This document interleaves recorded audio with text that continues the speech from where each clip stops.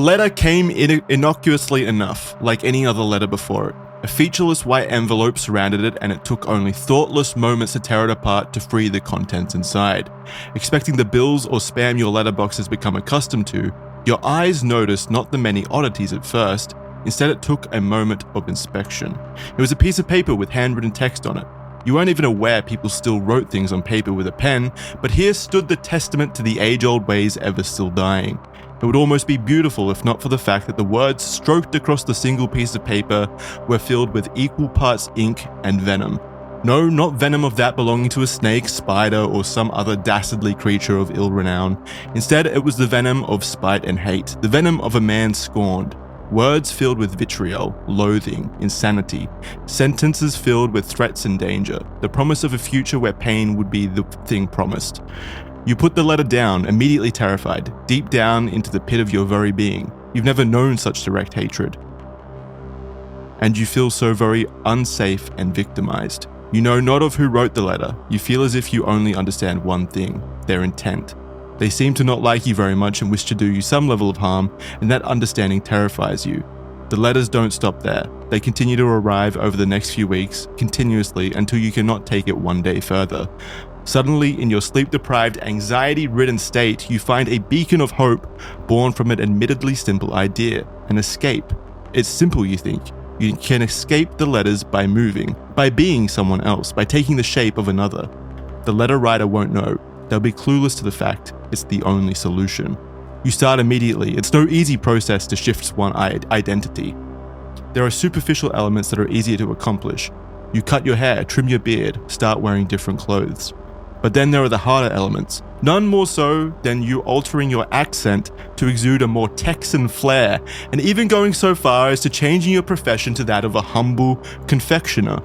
Overall, it does appear to be a successful conversion that all are none the wiser to. Until now, that is, for you were Charlie, but now you're Oompaville, and this is the red thread. What was that? The transformation is complete. Oh, that's crazy. Hey. Whoa, what was going on? Whoa, look, there he is. Look, he's in the I look Discord different. call, yo. Look I at look that. different. I feel different. What's going on? Yeah, how's it going? It's going pretty good, man.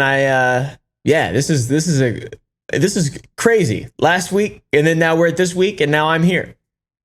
Yeah, crazy. Yeah, how last that week works. you were Charlie. Yeah, you received the letters and stuff, and went into witness protection. Yeah, it was and scary. now you've come out the other side. I got a call. I got a call from my Fed buddy from his yacht. He said he was going to fly to me in a helicopter and deliver an offer for something, and then I ended up I don't know here. what you're talking about. Yeah. I did call him from a cruise ship, though. That actually happen. That did happen. Yeah, that did real. happen. We move fast on the red So thread. we'll go ahead, just to get ahead of the rumors, we'll go ahead and I'll say yes. The stuff you've heard online, the rumors are true. Oompaville did eat Charlie. So He's gone. by Roman law, by custom, he now takes his place on the show. He has That's just how it usurped the works. throne. So, Yeah, that's how that works. The So line the of usurper. succession. yeah, it's he who is rule by might whole thing. We firmly believe in that here, so we're happy to have him on board. Yeah, we operate under the rule of the law of like the land, basically. Like Exactly. the mightiest take the throne. So if anyone can best Oompaville in combat, you're more than welcome to join the show. My address is public. Yeah, his address is public. The rules are no knives. It has to be at dusk. It has to be hand to hand, and you have to win by death. There's no like mercy rule, chokehold, anything like that. So Gotcha. Oh, really? have Okay, fun with that. Yeah. Deal. Good luck. but no, realistically, so Charlie stepped away from the show, as a lot of us know. I believe the last message he sent to us and Jackson was, have Good fun, luck, bitches. have fun, losers. Good luck. The L plus ratio plus you fell off, whatever. No. So Charlie, just looking to spend some time doing some more IRL stuff, wanting to step away from spending literally all of his time on the internet, which I completely understand. Yeah, completely understand. All relationships are still good. He's still a great friend. Love the guy to death. And No bad blood. No bad blood at all. We absolutely love the guy. And I do At least miss him. publicly. At least publicly, yeah. But anyway, so Jackson and I, we both immediately decided, we're like, okay, totally understandable, but we don't want to quit the show. And Charlie also said, he wants us to keep the show going. Yeah. But Jackson and I also decided that the way these episodes are normally formatted is Jackson has put together the document and done the research. So him just kind of like explaining it to just me, we felt wouldn't work as well. So we're like, well, we need to bring on a third host. So I came up with the idea that, it needs to be someone, sort of from my neck of the woods, who's into all these crazy government conspiracy theories, who we can yell, cut up, and have a good time with. And since Alex Jones was busy, I reached out to went to the second best. The second best that there is to offer, my buddy Oompaville. Absolutely. I'm very grateful, by the way. This is awesome. I love this podcast. Oh, well, we love you. I actually called him and was like, and it is no joke, I was on a cruise for a bachelor trip when this happened. And I'm like, okay, I need to, we have to find another co-host. So I didn't think the first option would take. I figured he'd be too busy or something. So I'm like, well, we need to start trying to find someone. And I was on the phone with him. And he was like, this is crazy. You're on a boat, whatever. And I was kind of explaining the situation. And I think I said, so there's now only two of us. And Caleb goes, I'm in. Like, how quickly did you know it was going that direction? Like, did you know immediately? Almost instantly. As soon as he started to say, I know you're really busy, and I was like, oh, come on, bro, I'm ready for whatever you got to say. I've been training for this. You could have said something crazy, and I would have immediately signed up for it without even hearing what it was. That's why I felt bad, because I'm like, okay, the options are he either can't do it or he'll do whatever I say. We found out which path he took, where his loyalty lies. Yeah. So I think you all will enjoy it. And all jokes aside, Caleb's a great friend of mine. He's a great dude. He's a lot of fun, makes great content. There's no one else I'd rather have on the channel along with myself and Jackson. Absolutely. So appreciate it. And you also love the subject matter too. You love this kind of stuff. Yeah, dude. Oh yeah. Yeah, he actually listened to the show. Yeah. Like I'm aware of the way that it goes. In fact, I'm actually coming live from a show, the Creepcast set, the episode before last, the Creepcast set. I'm actually coming live from the set of that. That's true. Yeah, that's right. Because I recorded the last episode of Creepcast at his place. So, oh my god, it's all connected. It's all connected. I'm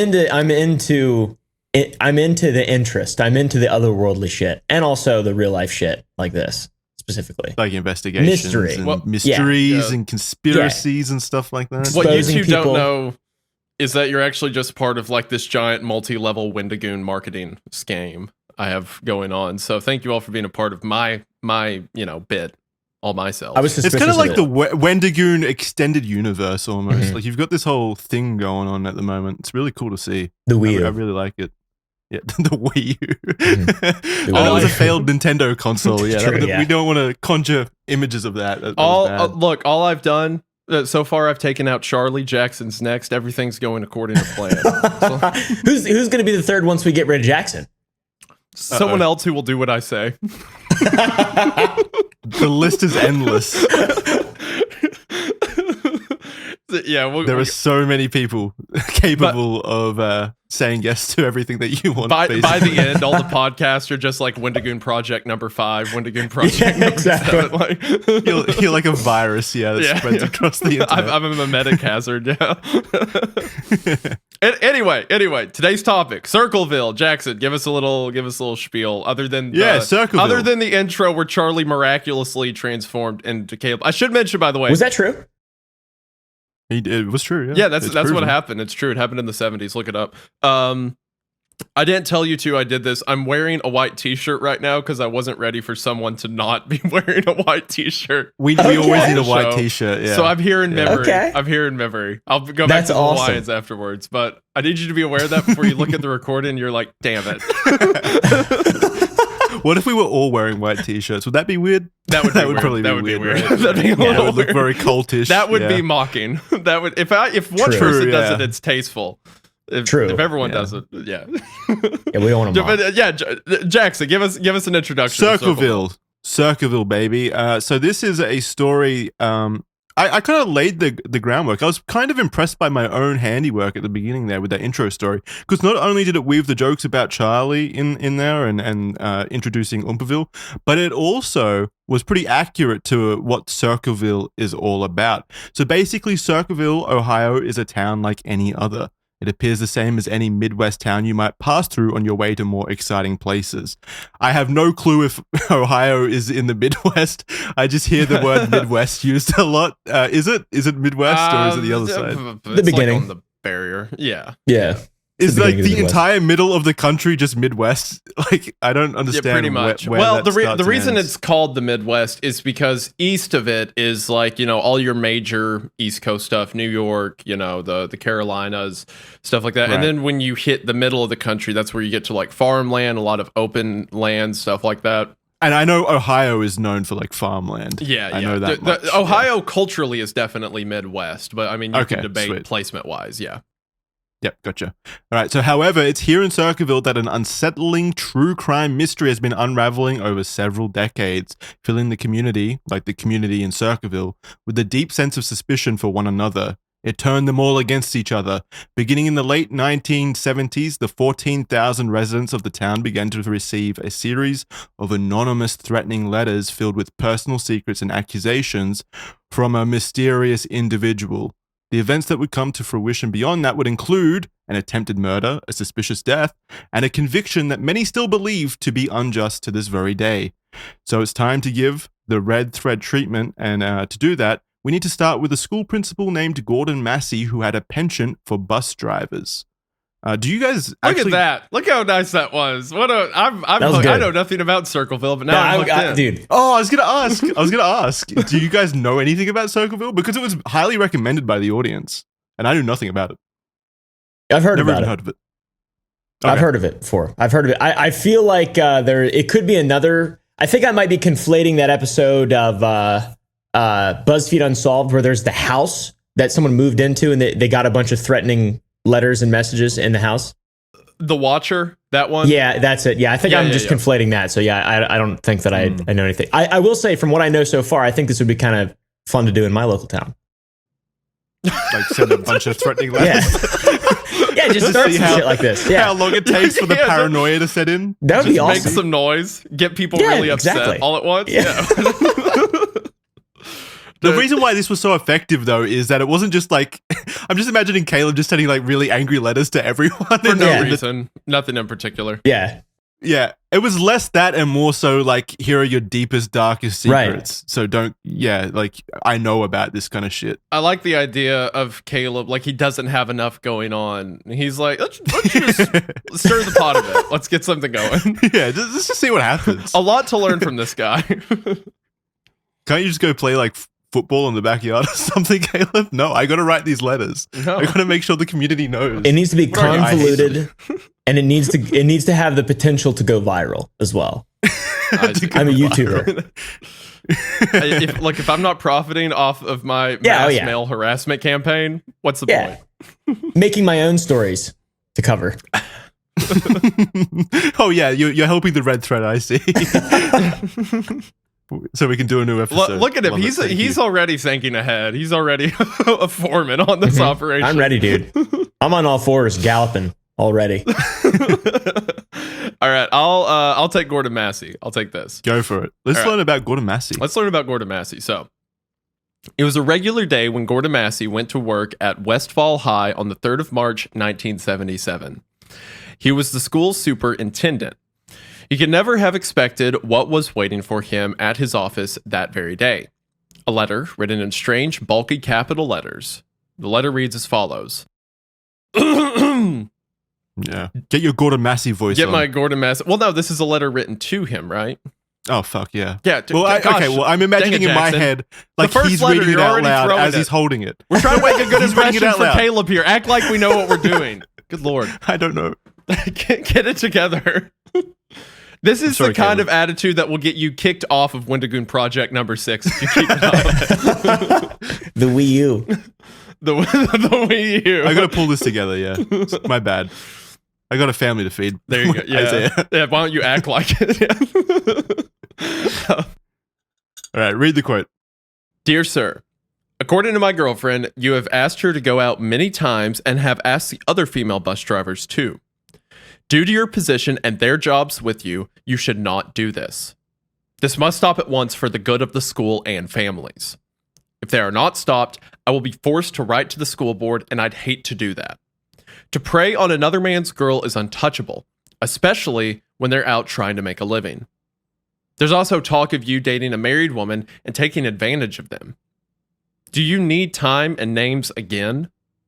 Please think. I suggest you find yourself a pimple-faced whore and start up with her and leave my girls alone. that took a direction right there. Yeah, that last line's kind of strong, but all right. Pimple-faced whore. Sounds like Ohio. It does sound like Ohio. That's true. So my my gut feeling based off this initial thing is that this Gordon Massey dude hit on this guy, the letter writer's girlfriend, who was a bus driver, and he just did not take that well. That's my gut feeling. Yeah. And also that's assuming the letter writer's being earnest, right? Yeah, true. Yeah, and he's not just losing his mind. There was this one guy that Kayla was telling me about. This was, I think, when she was in high school. There's this guy that would go around town showing pictures of a girl and be like, "Oh, this is my girlfriend. This is my girlfriend." And oh yeah, I see what you mean. That's insane. Yeah. It was just like some girl from town who's just like a pretty parasocial girl locally. Yeah, and he was parasocial, like, "That's my but girlfriend. for like Don't just a talk to normal her." person. Yeah, yeah, that's weird. Yeah. So assuming this. Every high school had one of those, because we had one of those as well. There was like a dude that would just fixate on women and just stalk and harass them basically and pretend like they were his girlfriend. I feel like it's shockingly common, which is, I mean, this could be a situation like that where it's not even his girl. He just is claiming ownership of her and his own delusions, and that's why he's... I mean, it does track, because someone like that would be insane enough to then write the letters, to write the letters to everyone in Circleville, right? So it would make sense. Caleb, I didn't mean to cut you off. You have to learn to like punch people on the show to just like... No, you're good. Go ahead. I want to say as well, it says girls at the end, and then he refers to his girlfriend singular and then plural girls at the end. So this guy's got a harem of women that he's... Wait, you're right. I didn't... So look at this guy. Look at him coming out with the facts. I'm so proud. He's made for Red Thread. He's made for Red Thread. Another thing is, if you know that guy at the school, the guy you guys were both talking about, if you know that guy, if you don't know that guy, you are that guy, right? And I don't know that guy. I didn't have one of those in my school. Caleb. I see what you're saying. I got you. Yeah. Now it makes sense why you were bringing up writing letters to your community minutes ago. I might be the villain in this podcast from now on. I might be able to relate to the stories heavily. What do they call it in wrestling? You're the heel, right? Yeah. Or is that something different? I don't know American terminology, man. Heel. There's the heavy. The heavy's what they call him in like old TV shows and stuff. Yeah. He comes on to play the heavy. No, is he the one that obsesses over bus drivers? Caleb comes on and he hears us talking about writing the letters, and he's like, "Yeah, that's his girl. What's wrong? Don't fuck with her. This makes sense so far." Why are you relating so hard to the guy writing the letters? Hold on, let's hear this guy out. Let's calm down. Yeah, he's making some solid points. I don't know. What's the issue? His handwriting, it's great. So this letter was certainly direct, alleging the Gordon of cheating on his wife and threatening to report him to the school board if he doesn't stop talking and flirting with the female bus drivers, of which there was apparently a large market of. Questions immediately began to swirl. Who was this mysterious letter written? Gordon apparently failed to adhere to the warning, and another letter was sent, stamped from Columbus around 40-ish minutes away from Circleville. This time to the school board of education. Oh no. And they went straight to the president. They went straight to the top. Caleb, since you relate so much to our protagonist, would you like to take this letter? Yeah, let's go. We don't have... This guy doesn't have a voice, does he? Not yet. Whatever you want to give him. Where is he from? Ohio? How do people sound from Ohio? I'm from pretty close there, so. I'm kind of stereotyped against Ohio people because I'm from Kentucky and Tennessee. So in my head, they're like, "Oh, Ohio, Oh yeah. Yeah, but that's more Ohio. Wisconsin. From the Ohio. Midwest. Yeah, exactly. That sounded Canadian to me. Dear school board, this is to inform. I can't do that the whole time. That would get old. You gave him like a Yukon, like you went way too far. Dear north. school board, this is to inform you that you have several dissatisfied female drivers due to their working relations with their boss. He dates a lot of the drivers. One, because she's afraid to. Okay, so this guy is clearly not good at writing, for one. To start off with, this is really bad. I mean, look at the picture of the letter. Do you see how he like writes? Oh, yeah, dude, that looks like my handwriting. Awful. Legitimately, I'm not even joking. Are you sure you're not way worse. this guy? You know, Isaiah. Remember when you wrote on your notebook and I complimented your great handwriting? Yeah, and it's just like normal handwriting. It's just like casual writing. Yeah. So, anyways, where was I? He constantly asks several of them over and over. No one ever stops him. He will not take no for an answer from a couple of them. It even bothers some that he has not asked. That's interesting. Oh no. Yeah, so some bus drivers are feeling scorned as Yeah, well. they want to be because included. He's not. Yeah. He's not including them. That's mean. He's mean in all directions. They would like the chance to tell him where to go. Under these circumstances, they cannot be treated equally. He picks on the weaker ones constantly. This is a terrible working condition and must be stopped for the sake of the schools and the families involved. Again, you should investigate. Interesting. This is... It's a plea for help at this point, it sounds it's desperate. Yeah, and like the sentences are short and they're nonsensical. They're like, it just doesn't seem like a human being wrote this. It seems like a robot. Yeah, you say that he's like clearly not a good writer, but I did go through the letters and there were very few spelling errors. So maybe it's intentionally poorly written so it can't be tracked down. Yeah, I don't know. He had Grammarly. He had Grammarly Right. in 1977, yeah. Yeah. Autocorrect. Where is it? Before long, we'll start repeating. Oh, yeah. He has dated several of them. Gotcha. Before long, we'll start repeating the rounds all over again, causing on some more hardships in others. A low morale problem. Some have even considered a bargaining unit for job protection. Interesting. He's a nice guy. Mean? Yeah, what does that mean? I'm trying to piece this together in my brain. It's very I think he does sound like a robot. Yeah, I think he's saying that the women are so upset that they're worried that he's going to like fire them if they reject his advances or something like that. So this guy, they're basically is he unionizing, is what he's saying. Yeah, I was gonna say, are the bus drivers unionizing to like protect their jobs against Gordon Massey? Well, according to this dude, which again, the implication? validity of him, I think, is in question. But according to him, yes.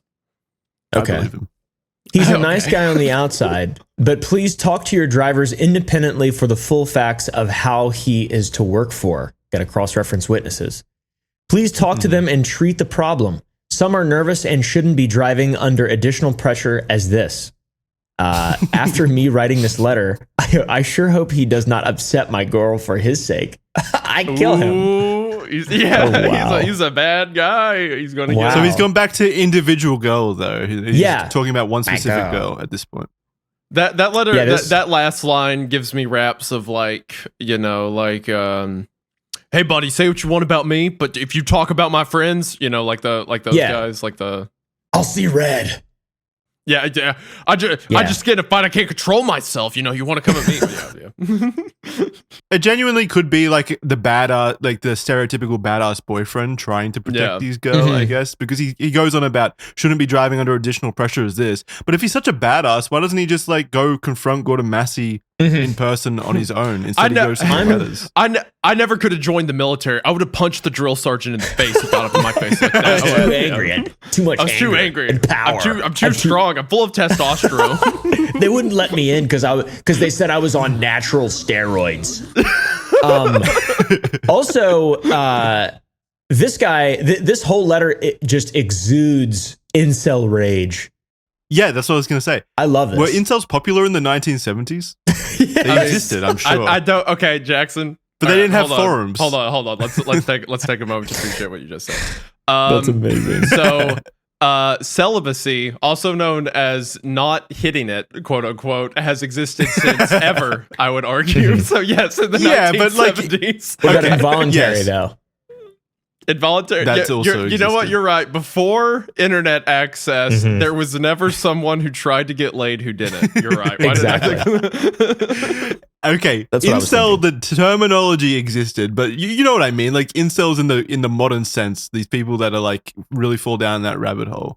Jackson, it feels you are so lucky that Caleb's here right now, and we're introducing a new person to the show. Otherwise, I would lay into you like the chicken thing, the exact same way. That's what we need more of. I threw a damn wrench in this thing, bud. Incels. Sorry for mentioning them. Let's just move on. No, that's good. We need to bully Jackson at every available opportunity. It's how I learn. It's how I learn.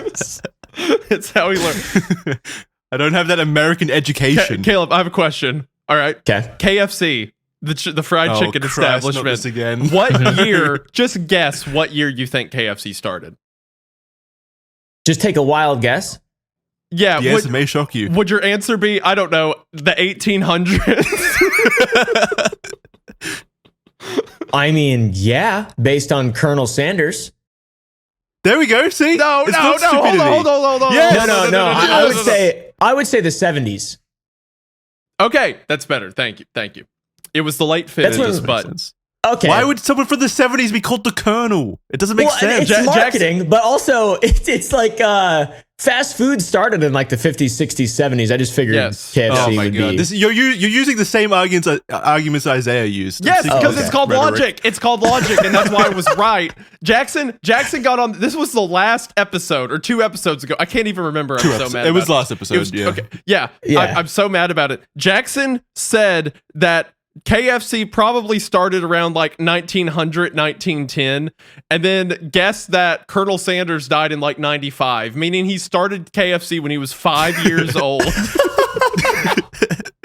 He was a prodigy in the kitchen. Of course he was. He had to be. Okay, Caleb, first thing you have to learn for the show, you gotta bully Jackson. You gotta. Okay. It really is the only way I learn. It really is. Yeah, I mean, because like even at the turn of the century into the 1900s, the first like chain restaurants were, I think, Chinese food. Oh Christ! Why are we talking about this? They were 3 weeks That's later. That's pre KFC, dude. That's pre KFC. Because it's insane. Because it's insane that you did that. Yeah, I had KFC yesterday. And I tasted bitterness in my mouth. All I could think about was that argument. You only tasted 10 herbs and spices. Yeah, no, it was 10 anger, like 10 ounces of anger inside me. Real quick though, before we continue, just a quick word from our sponsors for this episode. Do I look comfortable right now? You're damn right I do. That's because I am literally wearing MeUndies right now. Now you get it, right? Now you understand why I look so comfortable. And the truth is, it's impossible to feel uncomfortable while you're wearing MeUndies. That's because you got these breathable and stretchy bad boys strapped to your nether region, and you're in a world of perpetual bliss. Not just that, when it gets hot and sweaty outside, I swapped to the MeUndies Move Me line, which comes with moisture wicking and anti-odor technology to keep you comfortable in those hot, sweltery days. Plus, as an addition, your room won't smell like balls anymore, which is always a plus in my opinion. You don't want your room smelling like balls. And hey, with all these science terms like anti-odor technology and stuff like that, you might be thinking MeUndies sounds a bit boring. That's not true, because MeUndies has so many custom prints and interesting colors to customize your underwear to, that you're really able to express yourself through your underwear, which is a crazy sentiment, but it is true. You are able to customize your underwear with MeUndies to really come up with some really fun prints. So summer is coming. Be prepared with MeUndies. Get 20% off your first order plus free shipping at MeUndies.com/redthread. That's MeUndies.com/redthread for 20% off plus free shipping. MeUndies, comfort from the outside in. And now back to the show. And back in. No more KFC. I'm ruling KFC out from the podcast from now on. All right. We'll go on to the next one. All right. So after that letter to the school board, the same day, another letter arrived to the board again, stamped from Columbus. It would read as follows. Kayla, would you like to continue your role? Yeah. Let's do it. Should I do an incel? I'll do an incel. Okay, I'll read the first 2 letters, and you guys let me know if I should keep going. Okay. All right. Dear Superintendent. Perfect. Like Okay. a Pixar villain. This is to inform you of several of your bus drivers are working under pressure due to their boss constantly putting moves on them. Some like it. The decent ones don't. It's he getting paid to run the women or run the bus lines. Again, some move behind him because they need attention and are weak. Should this position be filled by someone capable of taking advantage of his job, school, and people that work for him? Is this the type of family man that we need in a position such as this? Capable of using working women because of his advantages? One woman dates him because of her job. This is a terrible working relations. That's not grammatically correct. And something must be done about it. Most of the drivers know what is going on constantly. You should talk to them and also him before something drastic happens. And I bring a gun. Bring a gun to school. That was pretty good. I like that. Great. I liked the Arnold Schwarzenegger that started to creep in at the end. I guess he was getting upset. Yeah, Arnold Schwarzenegger, the apex incel. Literally, yeah. So, another letter basically, saying that this guy's same thing taking as the advantage. previous one, really. Same thing, really.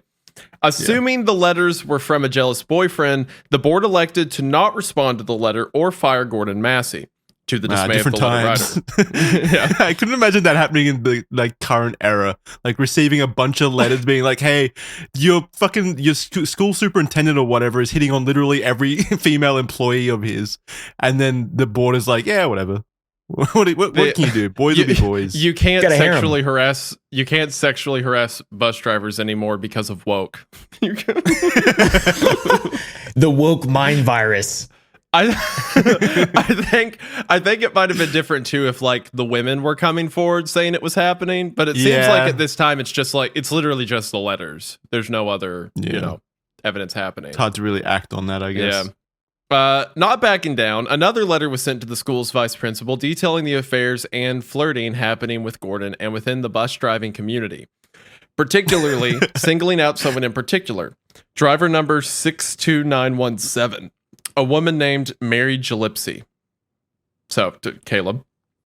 Gillespie. Interesting. I've never seen him. Interesting. Okay. I'm blown away. She looks like, she kind of looks like the mask in that photo, Mary Gillespie, a little bit. It's a terrifying photo. Yeah. It's terrifying. I think it's the lack of color or something. I'm not sure. She's cute. She's beautiful. She's beautiful. Yeah. No, she's beautiful. It's just the lighting's bad. Expression. Yeah. Okay. Sure. I was Yeah, gonna say the the lighting's expression's kind of creepy. I think this is her, by the way, doing this. I think this is all her. Okay. Yeah, I mean, this is an actual theory. Not to get ahead of ourselves, but it is an actual theory. Is it really? Yeah. You may have just cracked the case. Good job. Yeah. 3 seconds in, Caleb's like, it's her, it's done, case closed, solved. Let's go. Immediately the first woman he sees, it was her. Witch! All right, am I good to go to the next one? We lost the female audience. I'm not sure if I lost you guys or something. No, you're good. You can go to the letter. Sent to Westfall High School. Attention, Vice Principal. Dear school, talk to Gordon Massey about his affairs. I shall warn you. I know the truth. I want to protect your school. It has a good reputation. You should keep it like that. I shall send you proof about driver number 62917. She has a child in school there now. I shall prove this shortly. I expect him then to be discharged. You'll see that I am telling the truth. Interesting. This bitch is freaking me out. Is he saying that he's going to prove she has a child? No, I think the proof is of the affair. Okay, all right. I would assume because it should be fairly easy. That was worded improperly. Terribly. It says, I'll send you proof. Actually, maybe She has a child in there now. I shall prove this shortly. And also, it's a letter. What do you mean prove this shortly? Like, I'm going to sit around waiting for you to prove it? You sent me a letter. Like, this isn't a conversation. How am I meant to know what the proof is? Well, there were more letters, so I guess we'll find out. I also like how he titles her driver 62917, like she's some like human experiment or something. Yeah, it's like SCP entity. Yeah. Mary lived in the town of Circleville with her husband and 2 children. She was a local bus driver, as the letter correctly identified, and seemingly lived a normal and, all things considered, uninteresting life. Until, that is, when one day she opened her letterbox to find a letter inside. You could tell this was written by an Australian because he said letterbox. Is that not a thing? Well, we call them we call them mailboxes. No way. Yes, no way. we call them mailboxes, like normal humans. You and your Australianisms in here. You say you say rubbish.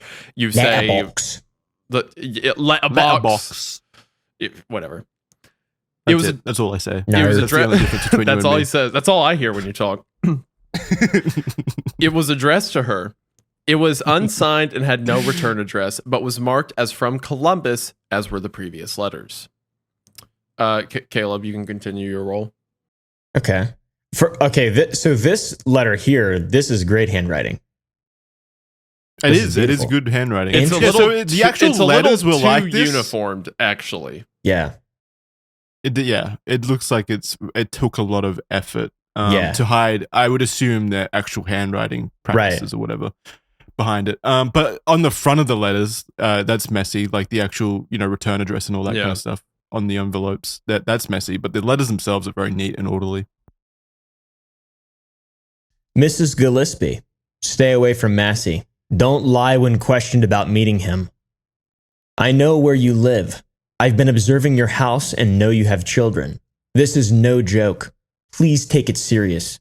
Everyone concerned has been notified and everything will be over soon. Well, that would calm me right down. Yeah. Well, thank God it'll be over soon. Yeah. Why didn't you just say no that? Worries. It's terrified. If this anonymous letter writers had these bus drivers in their best interest, why the fuck would he then threaten one of the bus drivers in the process? I think whoever's doing this is just kind of mentally ill. I would be surprised if Massey had any actual, relations with bus drivers or anything. I know. I wouldn't. I honestly wouldn't be surprised if the principal was actually having affairs. And in fact, you'll find out eventually. But yeah, he was having affairs. Oh, okay. So, it's the 70s, man. Peace and love, right? Yeah, and look at him. Look at him. That guy absolutely gets bus drivers. I think the 60s was actually the peace and love one, but was it? I mean, I think so, the 60s was like Vietnam and stuff like that. So that's when the counterculture started. But then 70s, it was like mainstream. So, what is that a compliment or a downside that he gets bus drivers? Well, during the time, bus drivers were very prestigious. Mary Gillespie's pretty cute, I guess. So she's beautiful. Yeah. So I would assume it was people like Mary Gillespie. Yeah. So yeah, probably good to get bus drivers. Bunch of baddies out there in Oakville, or wherever the Circleville. I said Oakville. What the fuck? Your heart was in the right place, I guess. Oakville catching strays. Yeah, less than an hour into the show, we're all like, "Yeah, she bad, she cool, she's beautiful. She's beautiful." I feel bad about saying she looked like the Mask earlier. I feel like I don't see that now. What changed the context? I don't know. I think some more about this letter. Some more synapses fired off in my brain. He's falling for the illusion, is what's happening. Her feminine charm is taking over. It was like at first he was like a prey animal. He saw the predator for what it was. He was afraid, reacted, but now he's like lulled into a sense of security. I know what it was. He was still in the mindset of the incel character that he was playing. But now that he's out of it, you're right. It's now that he's out of it, he can see her. It's like women are like the creature, the aliens, and They Live. You guys seen that movie, John Carpenter? Yeah. And it's just sometimes it takes the male gaze stops or whatever, and then the feminine charm wears off, and then you see a demon instead of sunglasses. I need to watch that movie again. I love that movie. It's a great movie. I love it. I feel like you did that the wrong way around though. You saw her as a scary monster, but then you saw her as beautiful. Whereas exactly, I'm telling you, it was his natural instinct. Like Caleb has a partner He's like monogamous. So his brain was like, danger, danger, danger. And then it calmed down. Woman. It's like, who's that dumb, ugly bitch? I feel bad now. I feel bad. You should apologize. I'm sorry, Mary. For that one. I'm sorry, Mary. I apologize. I'm Ernest. Okay. So I'm just a God-fearing man trying to watch after his woman, take care. I just love my wife. I love her. So after that letter that showed up in Mary's mailbox, which was probably written by Caleb from the evidence we have at this point. Yeah, it sounds like. Yeah, it's me. The letter was obviously concerning, alluding that whoever had written it was watching Mary and her kids, warning that this is no joke. Scared, she ignored it in hopes that it would just go away, and it didn't. Mary managed to keep the fear from her family when another letter showed up 2 weeks later, again addressing the same thing and making the same demands. Okay, so that to me alone confirms that this was she was legitimately having an affair with the principal, because why wouldn't she tell anyone? She completely buried this threat basically. So absolutely they were having the affair, which may be why letter got sent to her, because the person knew that she would try to cover up the affair. Interesting. 4D chess. Yeah, potentially. I think she did it. Anyways, you want me to read this? Yeah, go for it. All right. Caleb's sticking by his guns. It's the woman. It's her. It's Mary. I still think she did it. Yeah, for sure. You see that handwriting? That's way too good. That's way too good for a man from Ohio. Lady, this is your last chance to report him. I know you are a pig, and I will prove it and shame you out of Ohio. Whoa! Wait, what an opener! Pimple-faced whore, pig. Yeah, what is this? He's got all the terminology. Yeah, the Ohio colloquialisms. A pig sneaks around and meets other women's husbands behind their backs only. Causes families, homes, and marriages to suffer. You are such a pig, and I will prove it. I love the colon, the stop. It's like she fucking typed it on a typewriter. Or they, I guess. Why doesn't he come to your rescue? Or has he too much to lose? His wife, in which pigs loose. Yeah, you're right. Like you take advantage of. His $28,500 a year job or his kickbacks. How's your little girl? Will she grow up to be like you? Man, what an absolutely unhinged thing to say. What a crazy letter. Yeah, that is weird. That turned a corner. It was kind of like it was already unhinged to begin with, but this one went off the deep end because, like, obviously he wasn't, the person writing the letters wasn't successful in controlling Mary Gillespie, or Mary Gillespie wasn't successful in controlling herself, if we're operating under the assumption that Mary was the one writing these letters, I guess. Yeah. And he's immediately like, your daughter's gonna grow up to be like you. That line at the beginning is a funny insult, not to use against a woman, not like in a misogynist tone or whatever, but like on an Xbox Live chat to say you're a pig and I will shame you out of Ohio. I love that. That sounds like a meme. That sounds like it could be a modern day Gen Z like skibbity toilet type thing. Yeah, you are a pig. I will shame you out of Ohio. Yeah. Can you even be shamed out of Ohio? I thought it was a shameful place to begin with. Yeah, that'd be That's difficult. all I've heard of. Yeah, Ohio is like, it's pretty unhinged there. But maybe I'm wrong. No, you're not. Okay, sweet. Yeah, anything bad you've heard about Ohio, just believe it. Stand by it. Yeah. Stand by it. I stand by it. My surface level knowledge of American states. So again, she ignored it, and there is no other path forward. But she wasn't going to be allowed to get out of this situation. Seeking help would mean admitting to her husband that she had been unfaithful, and that would bring with it a very uncomfortable conversation. So she continued to ignore the letters, hoping that they were simply a bluff. Unfortunately for those involved, 2 weeks later, her husband received his own letter. Caleb. Mr. Gillespie, you're doing a lot for her. No one cares that musk for anyone this day. Make him come to her rescue, but he won't. He's being awful good lately. He knows what he must do, but he won't. Make her admit the truth. Call the school board. His affairs must stop. Everyone will know soon. Think of yourself. Okay, hold up. He's spelled some pretty large words successfully in the past. Yeah. He's unable to spell much. I feel like I've seen it spelled that way before. Really? Yeah, by illiterates, maybe.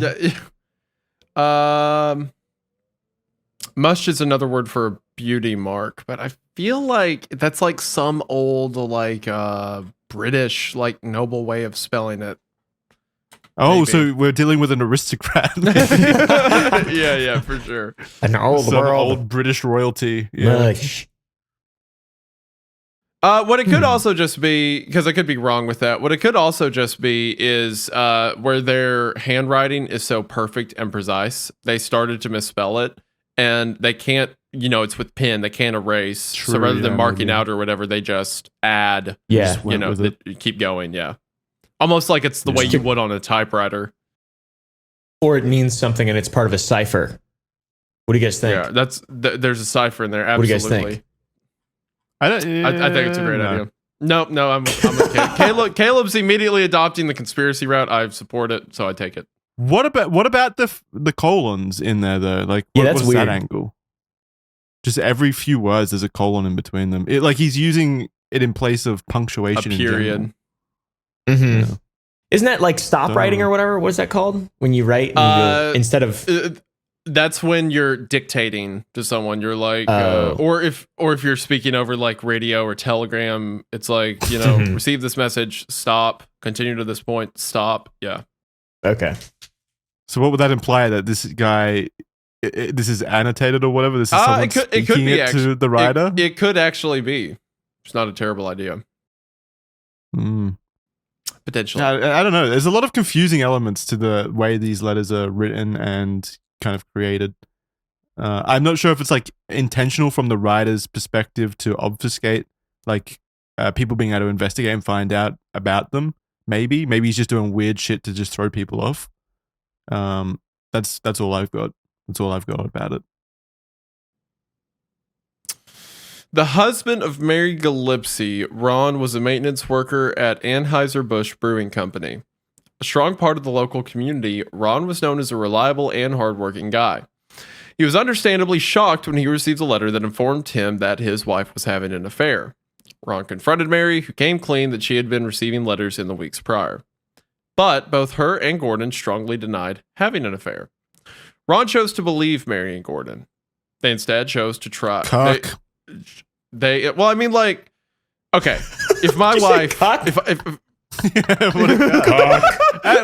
this guy's a cock. In what world would she not be having an affair with him when she like hid it all? Like the hiding it does make a difference, I think. Yeah, that's bizarre. Because if I got a letter in the mail right now that's like, your wife's cheating on you, and I went to her and she was like, what? No, I'd believe my wife over random letter. Yeah, of course. But if she had been hiding weeks of the same letter from me, then I would be like, what? Then I'd get suspicious. Yeah, I agree. What about the context of the time? Maybe it's a very small town and they like gossip and shit.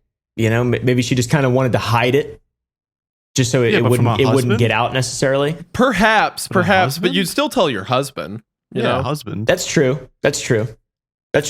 Like that's the person you're meant to trust the most. Yeah, otherwise I'd agree. But maybe Ron's a leaky faucet, and maybe he just talks and yaps and gossips. Oh yeah. She knows he's a blabbermouth. We don't know. He'd be telling everyone over at Anheuser-Busch or whatever. Exactly. Yeah. Yeah. I think she did it. Potential. Pick a lane. Is she innocent or isn't she? I can't do this anymore.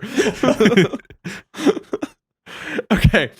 The husband, a very good. Wait, I just read all that. You see, look how much you got messed up. Wait, where did I read to? Look what you've done. I can't even remember. I think here. Yeah. Ron chose to believe Mary and Gordon. They instead chose to try to ignore the letters again. At first, it seemed like this tactic worked. It didn't last long, though, as 2 weeks later, another letter would arrive. It seemingly wasn't going to just go away.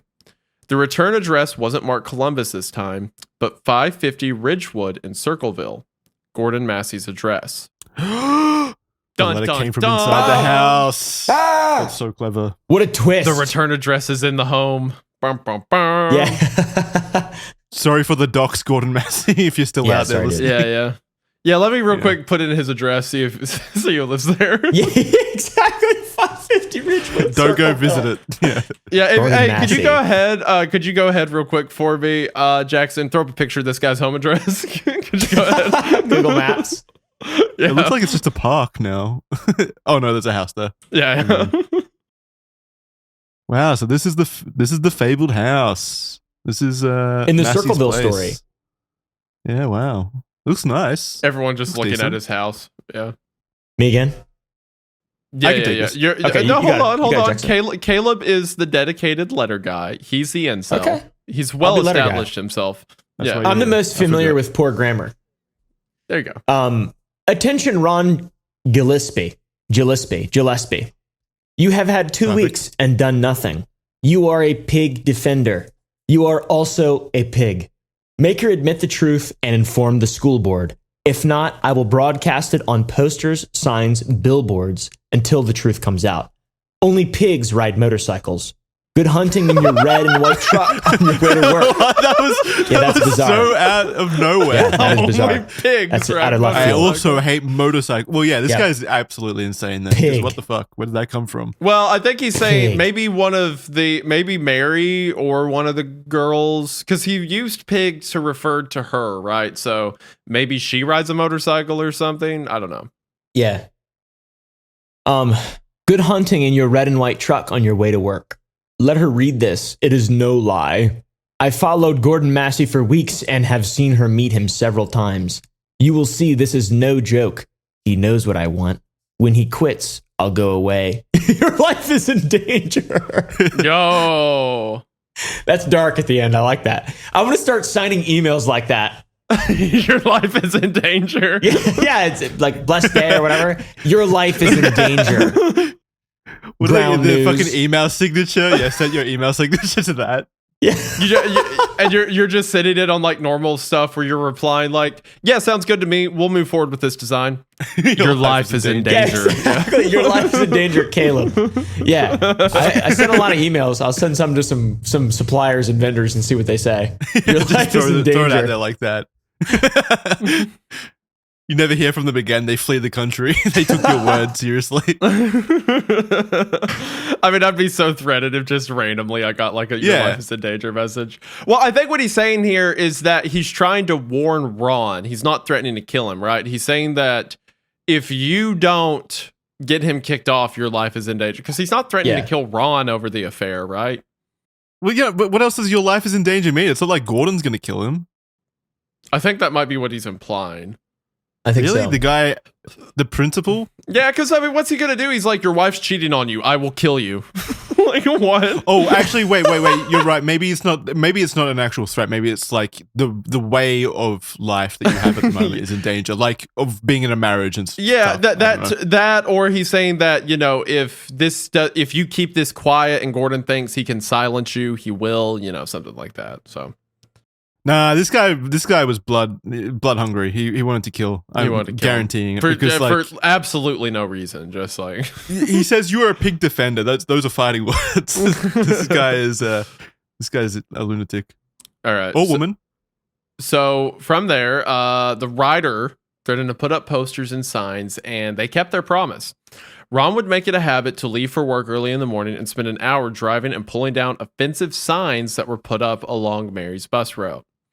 Ron and Mary met up with Ron's sister Karen and her husband Paul Frezauer to discuss what had been happening.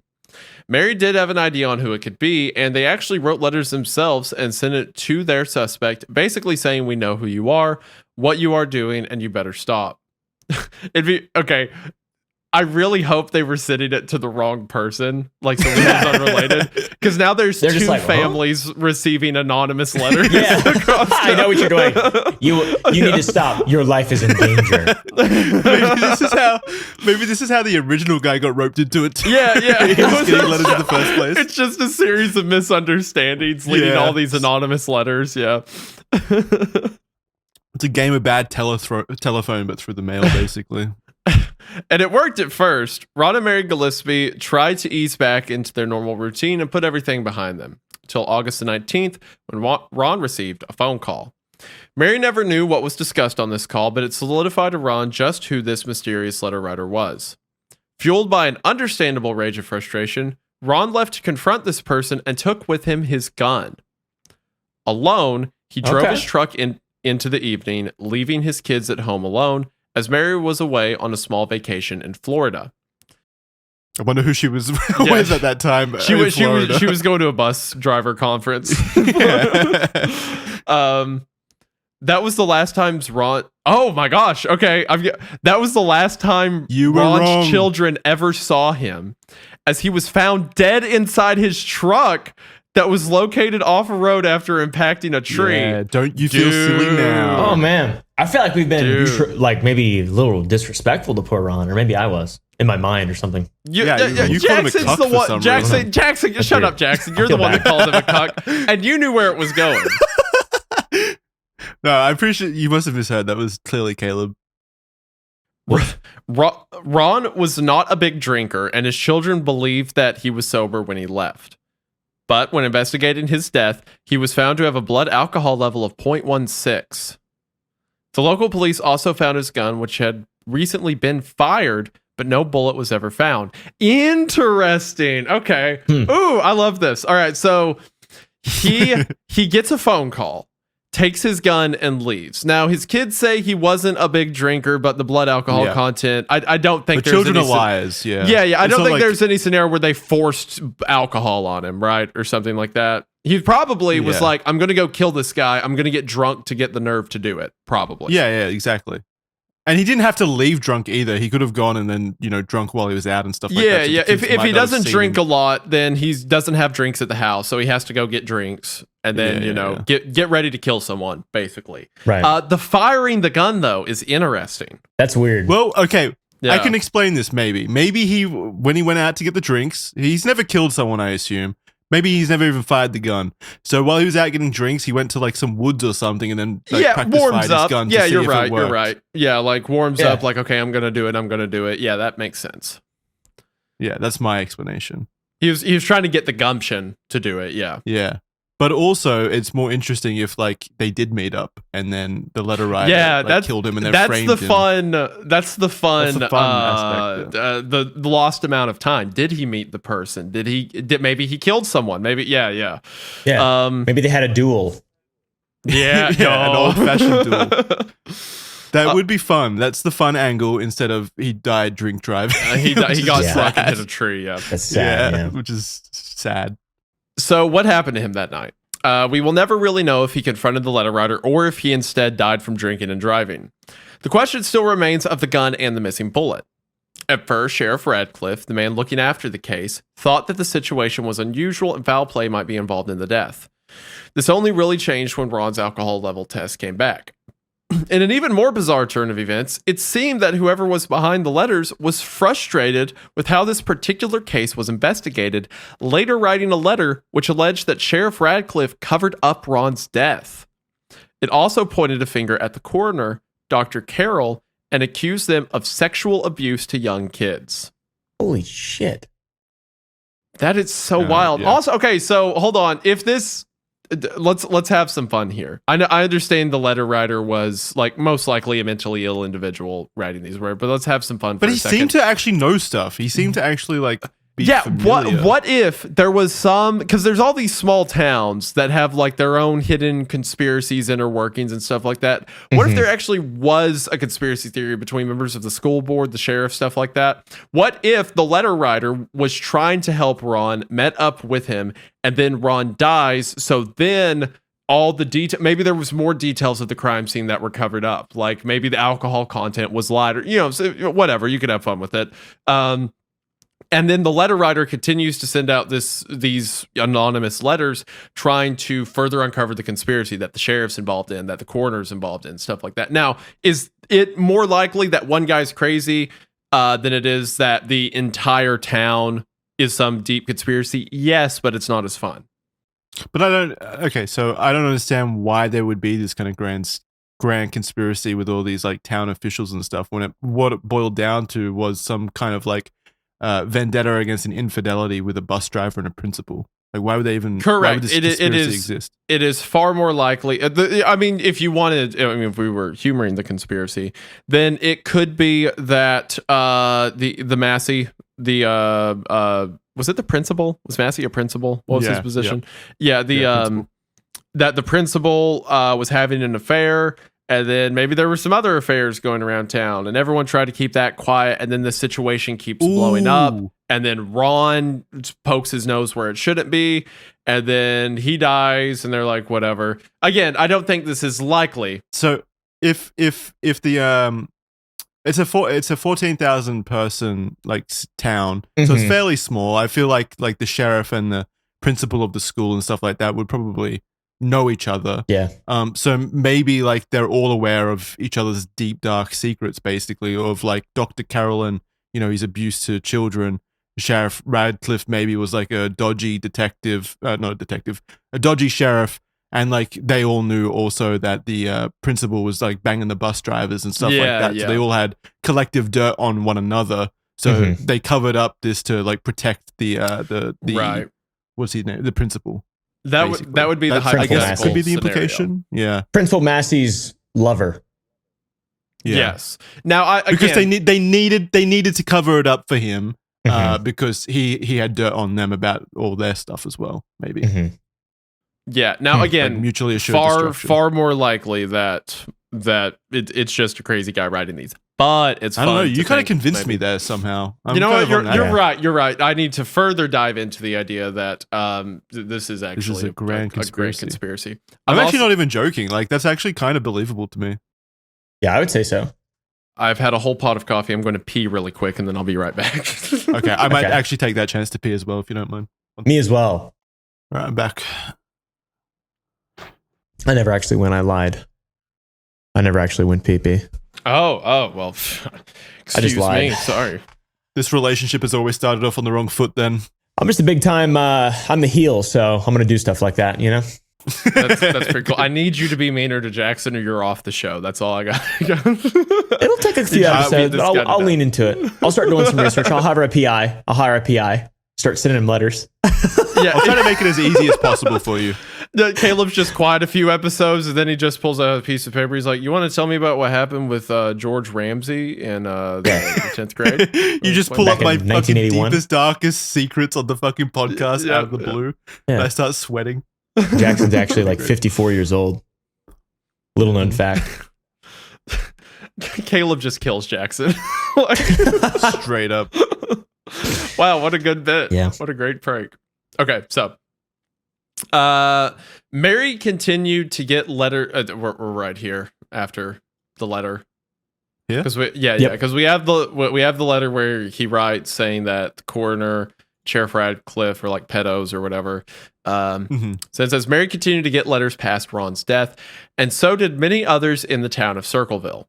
In fact, over 1,000 letters were sent and delivered to the scared residents between 1977 and 1983. The town was being harassed by this figure, someone who evidently had dirt on many of the people in Circleville. In a seemingly incredible turn of events that evidently proved some element of truth to the Circleville writer's letters, even though Mary and Gordon Massey denied having an affair previously, they were now found in a public romantic relationship after the death of Ron. Bro! Dude! Little on the nose. Ron, Dude. fuck! I feel so bad for Ron, man. Died he didn't deserve for her. this. Ron died for her honor. He didn't die for. Well, yes, he did. Yes, he did. Because if she had owned up, or if he had believed that she was having an affair, he would have like stopped the presses, exposed the principal, whatever. He wouldn't have been in a scenario where someone calls him, he grabs a gun, gets drunk, and drives to go find him. Right. And he was operating under the premise, the belief of his wife being honest. When in fact, it was very clearly that Ron straight up died for her honor. Ron died for her honor. Yeah. That's so sad. You have flip-flopped on her like 3 times. I'm back on that. Dude, how about this? It was her. The bitch married the cuck. All right. That's where I'm at. Look, I'm with Caleb on this. His initial, that's the devil. That's the mask. There's a demon there. He was right. You know what that was? I mean, yeah. That was the Holy Spirit. a demon. He saw through the mask immediately. It freaked me out. Immediately I was like, whoa. You immediately knew. It's just a human woman. All right. Yeah, and then like his logic and reason stepped in and were like, no, that's not the devil. And then sure enough, he was right. It can't be. I'm seeing things. Yeah. If she would have owned up and been like, yes, I was having an affair, Ron would be alive. Yeah. Mm-hmm. Yes, 100%. That's insane. Well, not 100%. Maybe like okay, maybe not divorce. Today, but he wouldn't have died right then. Yeah, he wouldn't have died in the same way, but maybe like they went through a messy divorce and he started drinking a lot. And okay, you're talking. Shut up. You're talking hypothetical. That drink would eventually caught up to him. Jackson's like, it was fate. He's like, look, I don't believe in fate. But what I do know is Ron Galipsy was destined to die in an alcoholic car crash on August the 19th, 1977. Like, it was in the threads of fate. You couldn't escape it, man. Gordon and Mary are such losers. Now, this is interesting because, like you wrote there, that means that this writer was right about something. So, what else was he? Well, right he about, clearly. Right? He clearly knew stuff. I don't know how he knew stuff. I guess he like tracked them down and watched them. Maybe he was the boyfriend of somebody, you know? Like, to me, it makes equal parts sense for it to be, well, it makes less sense for it to be Mary, but it's funny, right? If it's crazy, if it's that grand of a conspiracy. Funny if it's Mary. I can't wait to get to my theories below. It could either be, in my opinion, it could be a other girlfriend of Gordon or a boyfriend of one of Gordon's girlfriends. You are so smart, Caleb. That's my main theory as well. That's your main theory? We'll get to it. Yeah, we'll get to it below. But it's definitely one of my main theories. Let's continue because I really want to get to that point now. So while all this was happening, Ron's brother-in-law, Paul Freshour, was fighting for more of an investigation into his brother's death. He would send a letter to the FBI with his belief that this was a murder and needed to be looked into, but it wasn't. That you're saying it wasn't looked into is what you're saying. Yeah, it wasn't really explored any further. So this is the letter. I'll just quickly read it. Okay. Dear FBI, I'm asking that you get involved in my former brother-in-law's murder because I believe it was a murder and covered up by the sheriff of Pickaway County here in the state of Ohio. And again, that's what the letter writer also alleged to remember. So this letter to the FBI is from Ron's brother-in-law. And he's kind of echoing the same sentiment that of the letter writer, like the actual Circleville letter writer, that the sheriff is like, covering stuff up. Please review the following exhibits, especially where they are highlighted. This confirms something is wrong. I realize the FBI is busy. However, if someone will just take a few minutes to read and confirm the enclosed, you will learn something is not right for yourself. The sheriff is Dwight Radcliffe, Pickaway County, Circleville, Ohio, 43113. I'm not going to continue because that's a spoiler. We can move on now. Oh. But I'm basically just showing that Paul Freshour was really trying to push that his brother was murdered. Yeah. Or brother-in-law. I'm going to say this brother-in-law. Right now. I'm the guy who's been like making these instant judgments by the way people look. I'm going to say Paul does not look trustworthy to me. Paul looks like Ron cute. Jeremy. What's wrong with him? He looks like Ron Jeremy. Yeah. He looks like Ron Jeremy mixed with Mario. I can see that, but like yeah, he does. You're right. It's like a okay. I can't really defend him, honestly. He's kind of hitting us with the blue steel a little bit, to be honest. Yeah, like if you cover up everything but his eyes, he could be a model. Yeah. If you cover up the rest of his flesh. Bro, I don't know about the nose and mouth. That's pretty rough. Yeah, that's why I said covering it all up. I thought you said just the eyes. Cover up just the eyes. I got you. No, that would be weird. If you're covering up his whole face, then what's the model detail? The forehead? What are you talking about? No, the eyes. Just the eyes. Just eyes. The eyes. I see. Okay. Cover up everything, but I'm just saying he's got attractive eyes. That's all I'm saying. He's dreamy, dude. Jackson is literally falling for this guy. He is. I'm an eyes man. What can I say? I hope Caleb's right with his like super autism, like his human radar. Oh, that's such a cool superpower. Nice. He just looks at someone and he's immediately like, good, bad. Such a simple view of the world. That's funny. Binary. So I'm surprisingly maybe No, I'm impressed by his intuition, Caleb's intuition so far. He's been throwing out some good If opinions. this Paul guy actually did something bad, I'm gonna throw up after that. It had been nearly 6 years since Ron's death, and Mark was at work driving Mary. There's no one in the story is in named my Mark. head. I'm like, Mark. Who's Mark? Like, where did? Yeah, what is fucking You just went with it. Okay. Yeah, I was like, all right. Okay, Jackson. It had been nearly 6 years since Ron's death, and Mary was at work driving her usual afternoon work bus route. Nearby where Ron died, she saw a sign in the distance that said something inappropriate about her teenage daughter. It directly implied that Gordon Massey was romantically involved with...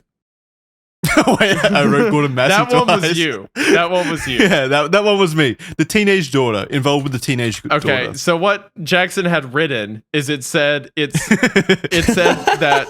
Gordon Massey was in a relationship with Gordon Massey. Yeah, he was jerking himself. off, basically. Yeah. It directly implied that he was masturbating. The sign said that Gordon Massey was involved with Mary's teenage daughter as well. Yeah, So- which is more salacious. Yeah.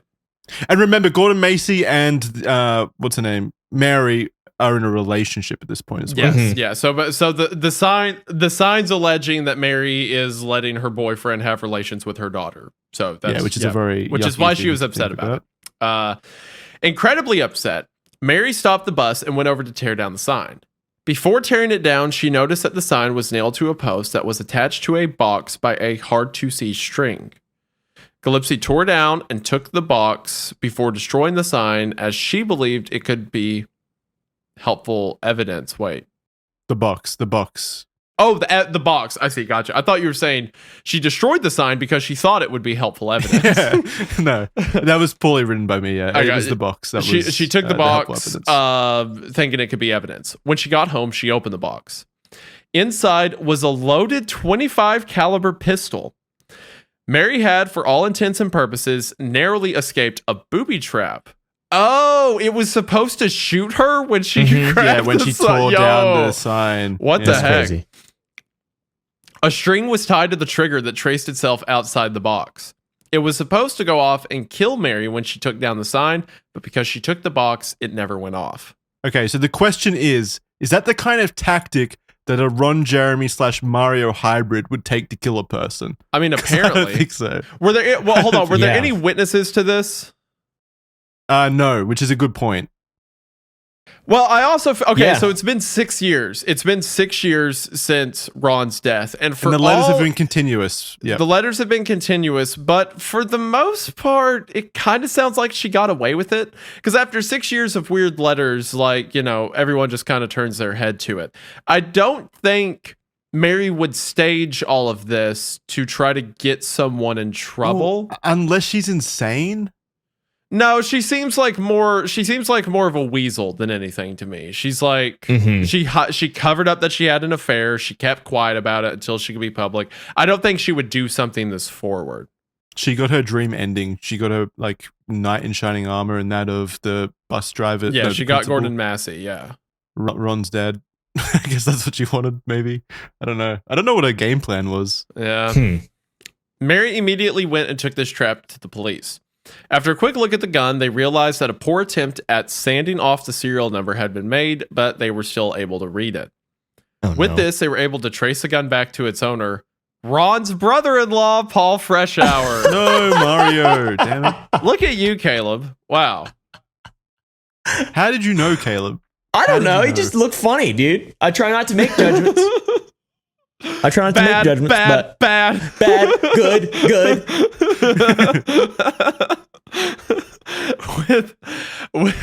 It had been a turbulent few years for Paul, with him and Karen having gone through a divorce due to Paul's, quote, cruel treatment of Karen. Paul, however, gained custody of their children, and Karen was forced out and lived in a trailer on Mary's property. Wait, he was beating her and shit and abusing her, and he got Hold the on. children and the house? Hold on. Okay, now we have a very tangled web That seems of all unfair. this. So Paul beat his wife, effectively. Well, it doesn't say beat, cruel treatment, whatever that means. That was 70s slang for beating. That was the wife, was I'm probably pretty sure. 70s slang for she burnt the casserole, so you gave her a black eye. Yeah, it's probably not good. So yeah, he's abusive or whatever, and then she leaves, but somehow he gets the kids, for whatever reason. His dreamy eyes. Well, yeah, his lucrative career as an Italian plumber. Please, I'm just a guy. I'm just a guy. I'm just a real fella who just if you ignore my nose and mouth, I'm beautiful. Yeah, he comes in with like a balaclava that's covering up everything but his eyes. If I was the judge, I'd be like, you're fine. He's in court in a ski mask. Like, I miss my kids so much. Please, I just made a mistake. No, it's the 70s. It would probably be just like, this guy's got a career. He can provide for the kids. Just give him the kids. Yeah, true. Did they used to? I feel like they used to side with mothers even more than they do now in divorce. Well, I'm also dumb to it. I could be. I don't think so. I think that's I think that's probably a newer thing. Okay, but I could believe that. But Paul was still living on a property, on Mary's property, so it still could be Mary.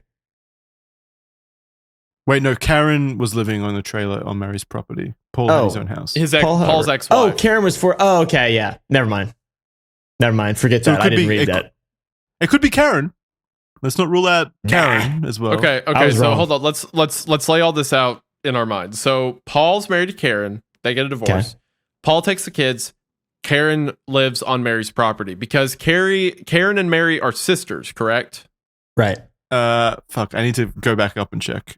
No, I don't think they're sisters. I don't think they're sisters.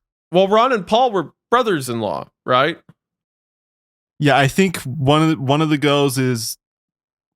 I think the Karen is Ron's sister. I think. Oh, okay. Okay. Right. Does that make sense to you? No, that feels weird because then why would Karen move on to the property of her brother's ex-wife who cheated on her dead brother's wife who cheated. I don't know. Relationships are weird. Maybe they were just friends. I mean, I know, but still, that feels maybe sure. I mean, that's just what that's what I found anyway. Okay. So regardless, Karen's now living on Mary's property, and then Paul sets up this huge like Rube Goldberg machine to kill her by putting a sign up. You're giving him too much credit. It's a gun with a string on it. I don't know. I like that Rube Goldberg. That's funny. I mean, it's kind of insane to be like, I'm going to put up a sign, and then she's going to come tear it down, and then she's going to get shot by my like Vietnamese. It seems trap. Like a lot of assumption, right? Anyone could have come across that. Yeah. What if it's just like a highway patrol guy? Like, oh well, this is crude. I need to and then immediately gets his head blown off. Yeah. The police went to Paul's home to question about his gun in the trap, and he claimed it had been missing for weeks. Man, there's so many. Okay, he usually kept it tucked away in his basement. Paul immediately became a suspect in the case. He had taken off that day to do work around the house and was spotted by neighbors, creating a pretty solid alibi for when the trap would have been planted. But when they spoke to his ex-wife, Karen, she revealed that Paul had been the one sending letters to Mary. She had apparently found a torn apart and partially destroyed letter in the toilet at one point. Now, I have so many questions. She claimed. I have so many questions. Okay, but first of all, we can't... She was a scorned... she was beaten by him and stuff. She was probably resentful towards him, so maybe she's lying as a way to, fuck him over. Maybe Karen's was fucking Ron. Oh my god! Jeez, don't add that element. This is breaking my mind. Wait, yeah, they were related. No, that's bad. I'm just saying, it's a theory, right? I'm not trying to really think out. I'm just saying, Could incest be on the table? Maybe. I'm not endorsing it. I'm just throwing it out there. I'm not endorsing it. Yeah, dude. I'm not endorsing it. I'm just. He was a cum already, so it's like. But yeah. All right. Anyways, there's so many strings here. Okay, so I know it's a very confusing. So Karen is now claiming that Ron was the one writing the letters all along. Paul. Yes, and Paul. Or Paul. Yeah. Sorry, that Paul was the one writing letters. Yeah, Ron's dead. She says Paul's the one writing letters. Yes. And that she found a torn apart one in the toilet.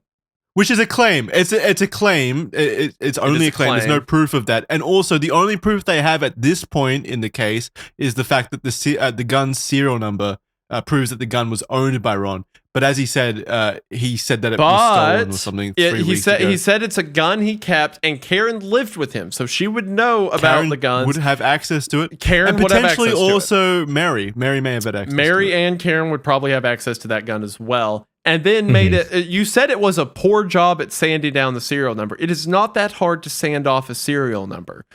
Unless you're a child, so maybe it's one of the children. Oh, okay. Oh, okay. Oh, no, that's a way better point. Yeah, maybe make it look like you tried to sand it off, but leave it. Wait, were you trying to seriously argue one of the kids did it? Is that what you were doing, Jackson? Maybe, potentially, maybe. Who knows? I'm throwing out anything. You're embarrassing us in front of the new guy. You gotta. No, he loves dude. Anyone being thrown under the bus. How about those kids on Mary's school bus?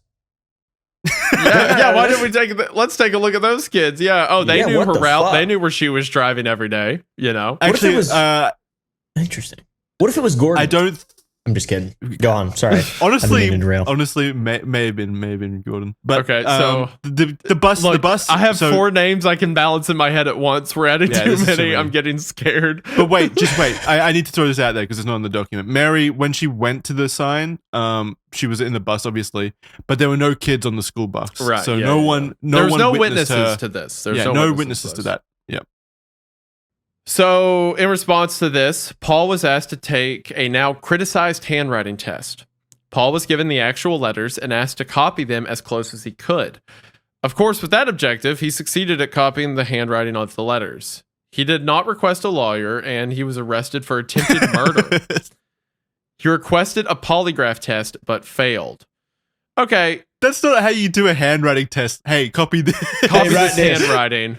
Yeah. And copy this handwriting. Okay. I can do that. I mean, clearly this guy was dumb. He didn't request a lawyer or anything like that. You say he failed a polygraph test? People still to this day don't request lawyers like in those situations. Yeah, they're still dumb. There's still dumb people out there. Yeah. He thought he could get out of it with his eyes, his looks.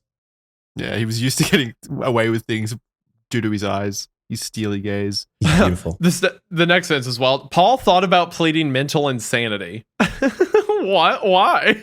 It's such a wild jump. But ended up just pleading not guilty. Due to his ex-wife, potentially angry at how the divorce had gone down and bitter about the cruel treatment at his hands, Karen Sue Freshauer had accused him of being physically abusive. Okay. Suggesting that Paul had written threatening letters to Mary. The courts returned a guilty verdict, and Paul was convicted and sentenced to 10 years in Lima, Ohio. He was found guilty even though there were no fingerprints or actual evidence at the scene that linked Paul to being there beyond the gun being connected to him. I don't know, man. I don't trust Mary. She was having an affair on her husband and then didn't tell him and stuff like that. And then the girl who's living on her property, all of a sudden, this case comes against her ex-husband that allows her to, I imagine, get custody of the kids and get him locked up. Also, Mary could have also ripped up a letter and put it in the toilet that Karen found. Yeah, she could have done that for sure. And also, let's keep in mind that these letters had been going on for 6 years. Why all of a sudden does the person supposedly putting the letters, Paul, why does he all of a sudden decide to kill Mary through this super weird trap? You know? Mm-hmm. It's convoluted. It is convoluted. It's needlessly convoluted. You could just kill her. It wasn't that hard. It was the 70s, you know? Mm-hmm. It does seem like most of the people around Mary are like suffering, unfortunate events happening to them, which is suspicious to me. Yeah. It does seem to be the centerpiece. Oh, this next sentence, in a shock twist, this didn't stop the letters. Okay, well, it wasn't. Then it wasn't him. Widely, I'm so mad at you, Jackson. This was. Why did you try to pin Paul? It clearly wasn't Paul. If the letters kept. I never said it was Paul. I said he had attractive eyes. Okay, all right. Well, it wasn't. It wasn't Paul at all, and Paul was clearly framed for the gun thing. For sure, had to be. Well, he could have. No.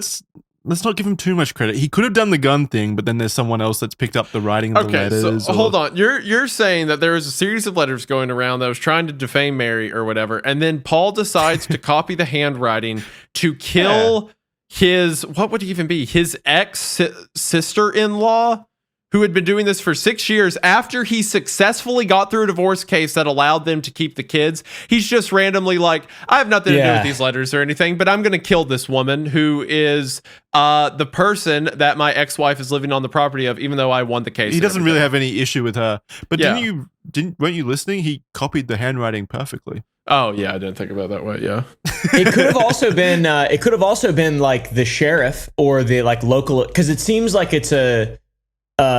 There's a conspiracy against anyone who isn't Mary or the local officials. Yeah. Anyone who may let something slip. Yeah, exactly. So maybe Mary is fucking the judge. Exactly. Yeah, and it could have been just something to frame him to make him a fall guy. But a fall guy. Unless they actually thought it was Paul, then that wouldn't stop the letters. Okay, anyway, I'll keep reading. More and more letters were sent to people from all around Ohio, still postmarked Columbus. Sheriff Radcliffe and his co-workers were still utterly convinced that this was Paul. What? Even with it, I'm with Caleb now. It was definitely a conspiracy. They were convinced it was Paul, even with him being in solitary confinement with no pens, no paper, and his main in and out heavily monitored. He was an incredible magician. Yeah, the fact that the sheriff's still like, oh, it's this guy. Yeah, he definitely knows something. Well, no, I took that as more like them just protecting their jobs and egos, I think. Yeah, that it's the police like, no, we got the right guy kind of thing. Yeah. Well, tied within their jobs and egos is hiding the truth of it, too, if they are implicated. Correct. So you're right, Jackson. You're right. Yay. It was pretty impossible for Paul to write those letters, leading many to believe the letter writer can't be him, but this has never been proven. Paul was sent a letter himself in prison, mocking him for being locked up. See, that feels weird. There was who is writing these letters? There was also another that pointed at a prosecutor at the trial, accusing them of killing a woman who was pregnant. It turned out that this was kind of true. What? The prosecutor was the father of an unborn child with a woman he had an affair who died. What? Hold on. The prosecutor was fathering a woman during an affair and that child died, or the woman died? The prosecutor was the father of an unborn child with a woman he had an affair with who died. The woman died, so the child was unborn. Is God writing these? Who knows all of? Yeah, I don't know how do they know everything? This is like a Saw movie level. No, this is all like things you would probably learn through gossip, and gossip is historically said to be a woman's tool. I guess. Mary, yet again. It all comes back to Mary.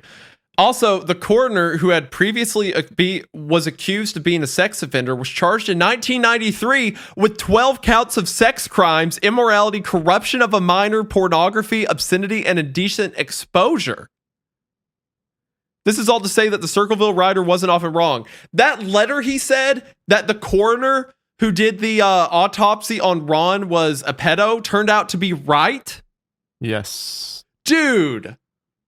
What does it mean? All right. I'm clearing the table. I'm clearing the table right now. Okay. There is a huge conspiracy across this town, or was a huge conspiracy across this town. Whoever this writer is knows everything. He is a member of it. He is a whistleblower. He is something.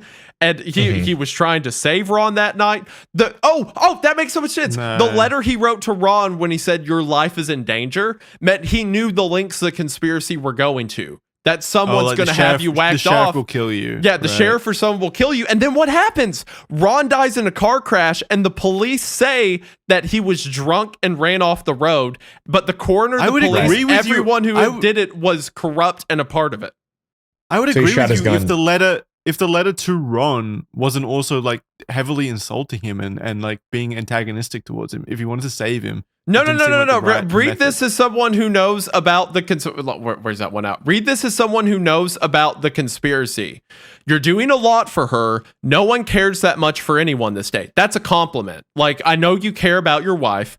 Make him come to her rescue, but he won't. He's being awful good lately. He knows what he must do. He's saying that your wife and the principal are not having an affair because the principal has to keep it under wraps. He's being good lately. He knows what he has to do. So they're trying to let the heat die down, but he won't. Saying that eventually he's going to sleep with your wife again. Make her admit the truth. Call the school board. His affair must stop. That's all trying to work for Ron. And then the other letter he says is, attention, Ron. You have 2 weeks and have done nothing because, as mentioned, cuck, right? You're a pig defender because his wife's having an affair and he's not doing anything about it. You are also a pig, saying if you're not going to blow the whistle on this, then you're no better than the people doing it.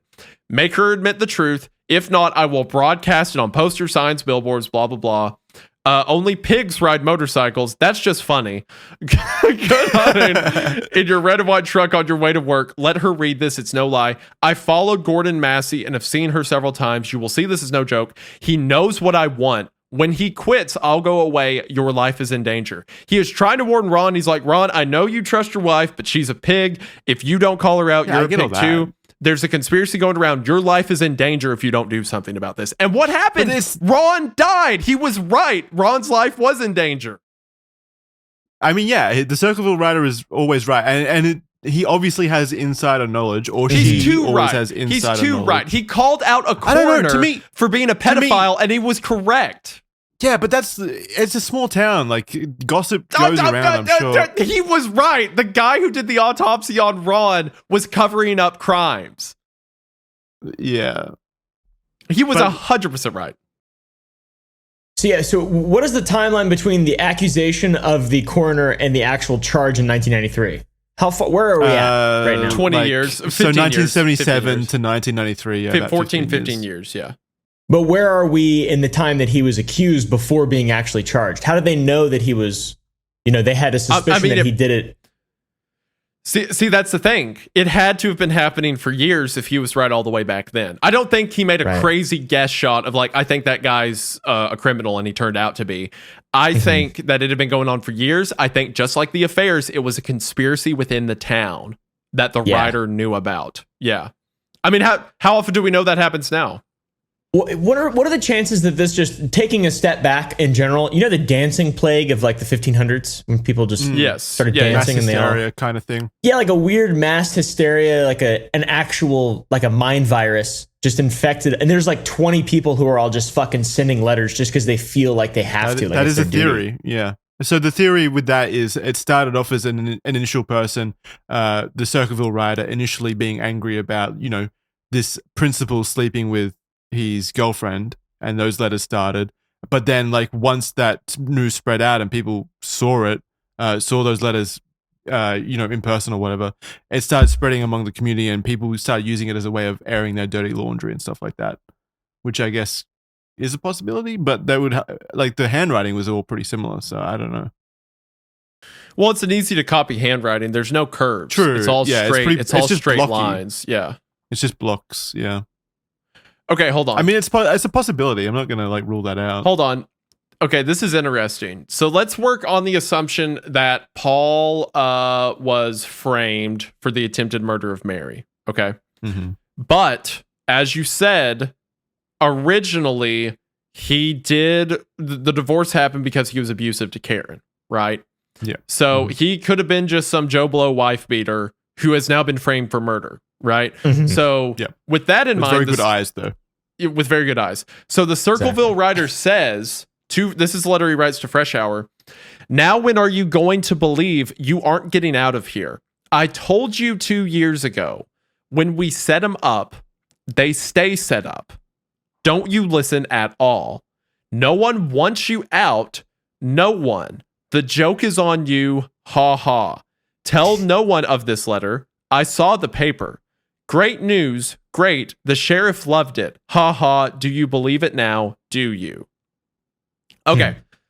That sounds to me, okay, that whole thing that says when we set them up, they stay set up, that makes it sound like whoever is writing these letters is a part of the elite or of the conspiracy, either of the conspiracy or they know the people that's doing it. There's someone high up. That's what makes it sound like when we set them up, they stay set up. But he doesn't have sympathy for Paul because, as mentioned, Paul's a wife beater, right? Of course. He's the ultimate fall guy. Exactly, yeah. No one wants you out. So joke's on you. You're going to stay in there. Yeah. In spite of how beautiful your eyes may be. It's some powerful person teasing him, basically. Mm-hmm. Stromboli from the story of Pinocchio. Yes. I'm sticking with my theory that the Circleville Rider's like a hero, that he's cool. Because he's been right about everything. He correctly called out affairs, child crimes, a prosecutor murdering a woman he was having an affair with. He's been right about everything. For Mary. Yeah, but that's the issue. He may have killed a person, Ron. Or also tried to kill Mary. No. I'm not saying. I don't think he killed him. I think he called that guy that night saying your life's in danger, whatever. And then Ron gets killed. So this guy is simultaneously setting up all these plans, setting people up, but also was too kind to kill Ron to go ahead. This guy's a genius. No. He didn't. The Circleville Rider never killed Ron. I'm saying that the sheriff or whatever, allegedly, someone in the conspiracy killed Ron. Yeah, and then the Circleville Rider said that it was a setup to make it look like Ron died in a drunk driving accident. Right. Fuck, I don't know. I'm so confused, man.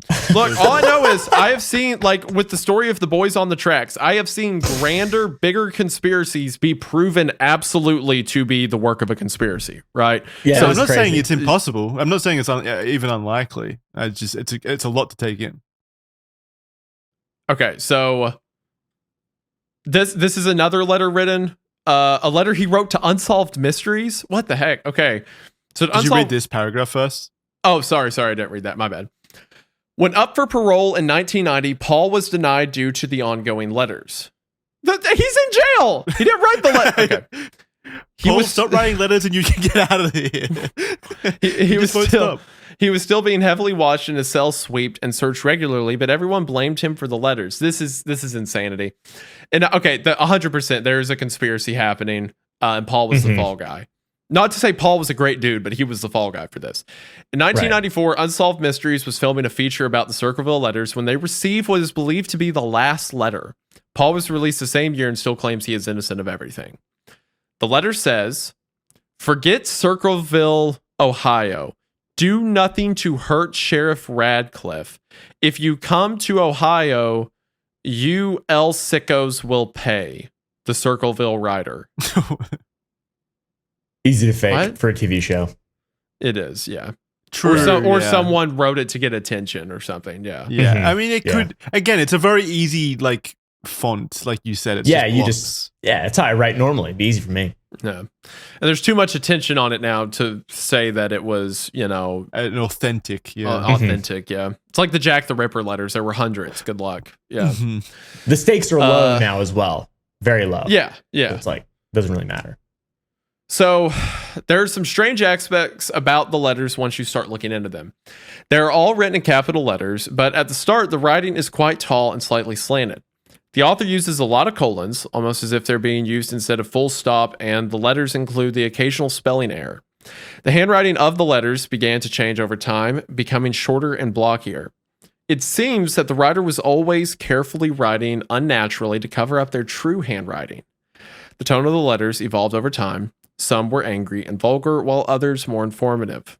Regardless, most experts believe that the handwriting was created in such a way to hide the natural handwriting of the writer and the word choices.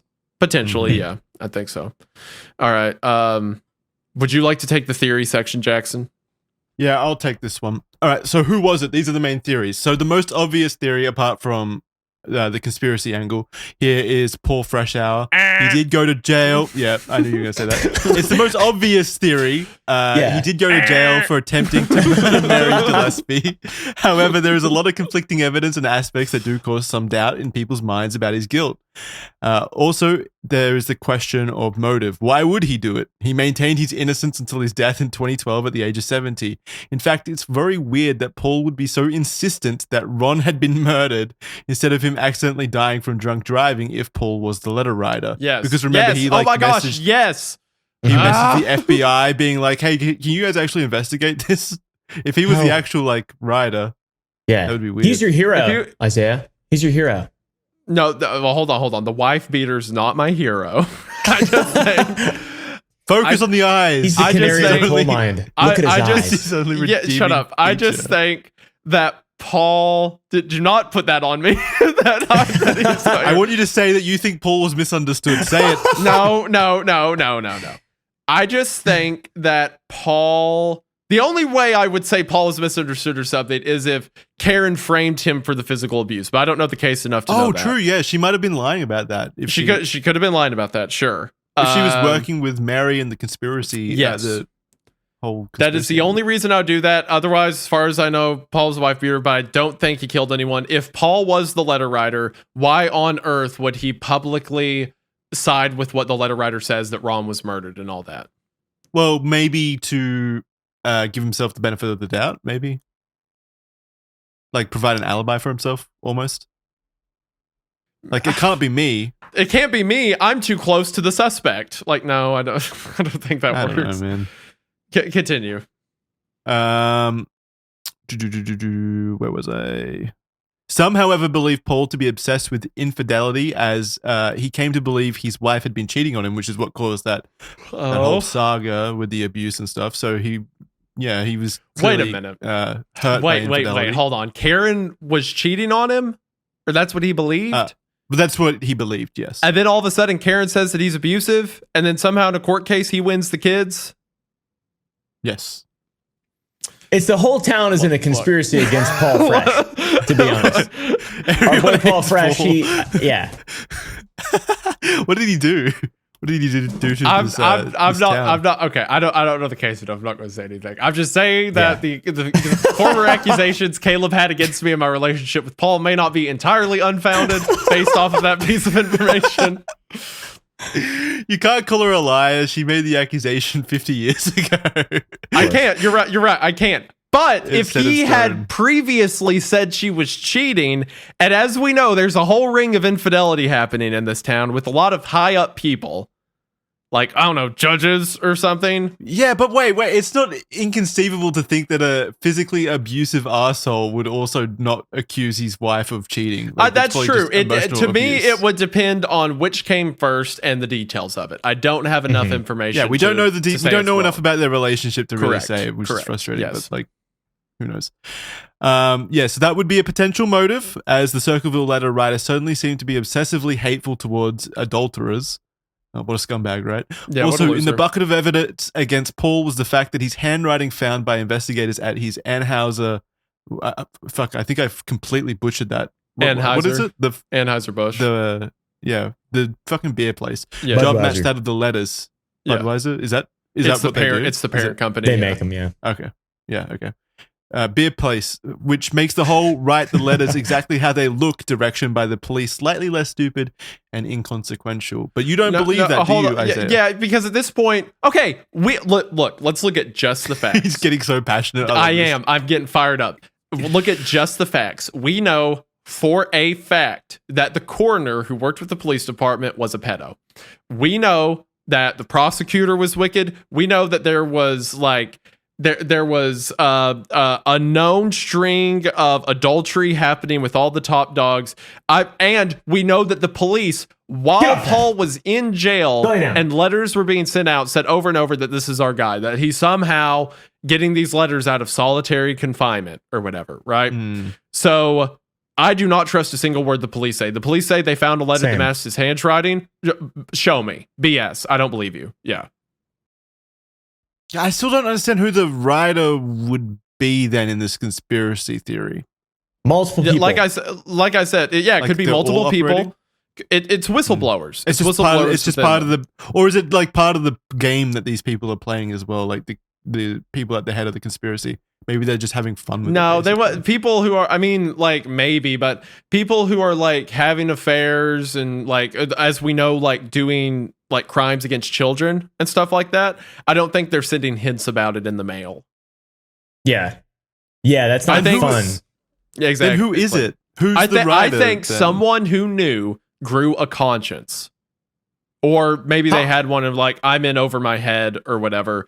Like someone who knew about all this was going down started to leak information out to the public. He's trying to blow it open with the affair at school, but that didn't work. So he just started to lean into everything else, potentially. How many letters total were sent?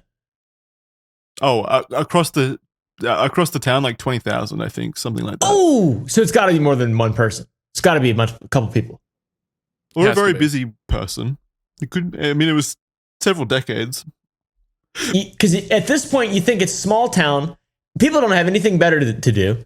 So, like, if it's just one person and not like a conglomerate of a couple whistleblowers, like what Isaiah's saying, it seems like there would be enough local investigation and enough nosiness in that town to figure out who's doing it. If one person is spending so much time to write 20,000 letters. How do you do that without getting caught at some point? Go to Staples. Right? Just set up watch at Staples. That's a lot of paper. Look who's buying 1,800 envelopes. There's your guy. Dude. Yeah. Go to the post office. The post would know. If they have a local post office, they would know if all these letters are being sent in town. They would 100% by know. one person. Well, this is another thing that I don't understand. If this letter writer was setting up all these posters and stuff around the town so frequently, why didn't they just like stake it out? Because it had to be multiple people. It had to be multiple people. Also, the handwriting, look at that. Look at the first one that's on paper where every letter perfectly is on double spaced and all the letters are written in the same thing. That looks like handwriting a group would adopt so they could all have the same calligraphy. It looks like a format for everyone to follow. Yeah, I agree. I think it was the Carter administration. Thank you, Caleb. I mean, with 2 decades, people are obviously going to jump into it. I'll tell you this: these $20,000 were not written by some wife beater, okay, who like was doing all this from jail after he got arrested. Absolutely not. What else is he going to do in jail? He's got nothing else to do. He may as well write the letters. Dude, you said in the document that he was like constantly had his cell being checked, was not sending any letters out. How? Yeah, but Andy Dufresne got out of his jail cell. Oh, shut up. Okay, keep reading. I'm going to beat you to death. I'm coming to Australia right now. All right, where was I? However, could Paul have been framed? ? The letters did continue while he was in jail, and he received... Oh, wait. Oh, you're on this one. That's a correct ding. Ding, ding, ding. Yeah. Yeah, that was very effeminate. The letters did continue while he was in jail, and he received letters himself, either by the real letter writer, someone unconnected looking to taunt him, or maybe even his ex-wife, Karen.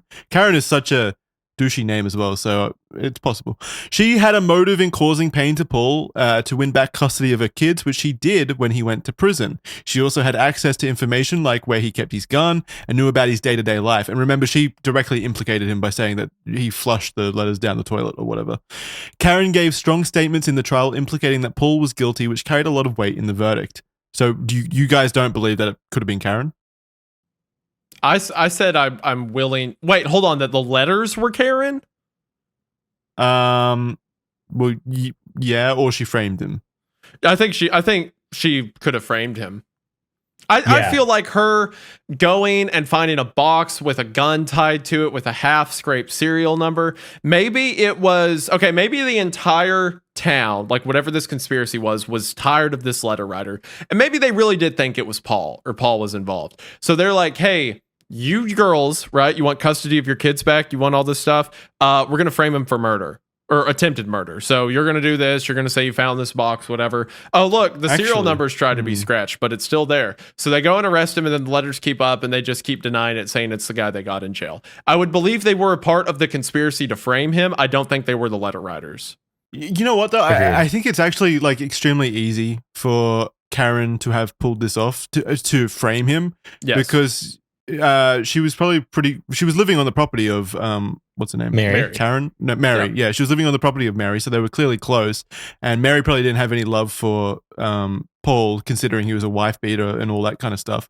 So like, and she was the one that found the box with the gun and stuff. So they probably like colluded, right, to frame him. Yeah, is what my assumption would be. To me, it's like if it's Paul, then it's Paul, right? If it's not Paul, then it's like everybody else. Pretty much. Everyone else. Yeah, like it seriously seems like they're using Paul just as the ultimate fall guy / scapegoat to solve all their problems. Yeah, that's kind of accurate. Paul if it's not Paul, else, it's everyone. Yeah.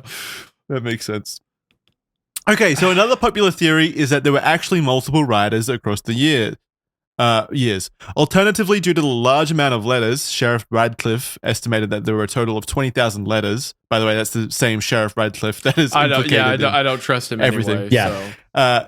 So due to the large amount of letters, some speculate that there may have been an original letter writer, but a kind of community trend took hold after that, where people would send their own letters airing out their dirty laundry and, confessing what other people had been up to. A sort of Gossip Girl situation, I think. I don't know. I've never seen it, but it sounds about right. You just tossed that in there. Hey, isn't that what happens? Has someone seen Gossip Girl here? I've never seen Gossip Girl. I haven't seen it. My girlfriend nodded, so that's enough proof for me. Former FBI profiler Mary Ellen O'Toole thinks that the writer of the letters may have been a woman. That's big. This is big to me. I think one of them could have been a woman, but I don't think it was Mary or... I don't think this... I'm with Caleb. I don't think this was any one person. Wait, just listen okay, all right, I'll shut up. Okay? Let's hear Mary Ellen I'm O'Toole's. sorry. Go ahead. The original letters treat Gordon Macy like he was property. Quote, stay away from Macy. The goal of the letter didn't seem to be about claiming Mary Gillespie for themselves, but destroying her life if she chose to continue the affair. This, along with the repeated references to the writer being a male, possibly being misdirection, has led Mary Ellen O'Toole to speculate that the writer was likely someone who was in love with Macy. The goal of the original letter to Macy was an attempt to spook him enough to end his extramarital tryst, and when that didn't happen, the writer instead focused on the woman in the situation as a means of ending the relationship. So she posits the whole theory that like the letters originally started as like a love triangle, basically like a woman desperately trying to, get the attention or claiming the principal for themselves. A girl, which makes another sense. Girlfriend of makes sense since he was banging every bus driver in the town. Sure, so one of them could have been like, but I want him for myself. But why then? Okay, for one, would the initial letters about Gordon have details like, some of the girls are jealous of him not going after them, which seems like a weird self-report if this was the case. And also, how does this person who just wants to get with Gordon result in Ron getting killed, the sheriff being implicated, the coroner being implicated? Because she was trying to destroy what's her name? Fuck, there's so many names. She was trying to destroy Mary. Right, because Mary, after Ron's death, Mary got with the principal. Dude, Gordon was slinging dick. That's a real takeaway from this. No, like after everything that happened, like I don't think someone who's just desperate to get to Gordon would continue to take everyone down. Prosecutors, coroners, stuff like that. Maybe it started as that, but either way, even if this was a woman who was desperate for Gordon, then she still knows all of this information about the higher ups in the town, and she commits to the bit beyond Gordon after it's over. I mean, all we've heard about is a few notable individuals in the town with sordid like past, and I don't think that's unbelievable to think that some people in the town would have had that knowledge through gossip. I really don't, because I know of situations in my hometown.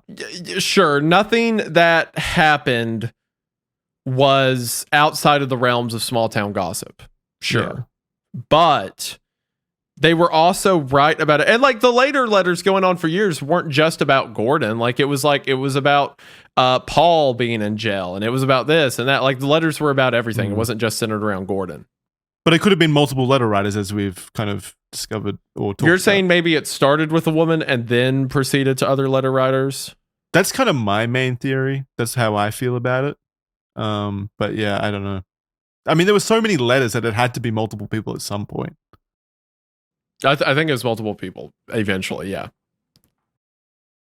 And the way the language is kind of concocted in the beginning letters does, like, I agree with Mary Ellen O'Toole's assessment that it seemed like a woman writing it. And Agreed. that kind of possessive nature of it. Like a jealous, Massey GF. Yeah. One of the harem. Yeah, basically. Also, surprising as I was surprised about how Gordon Massey kind of like started this whole thing with his affair and then just kind of rode off into the sunset and nothing ever is about him in the future. He started the whole thing basically by, having the affair, but there's nothing really about him further on. He just kind of stops being a part of the story, which is wild. He's not implicated beyond just the affairs. All right. So another super interesting theory is that the writer may have, and wait for this, Caleb, you're gonna love this one, is that the writer may have been Mary herself. You called it from the beginning. This isn't exactly.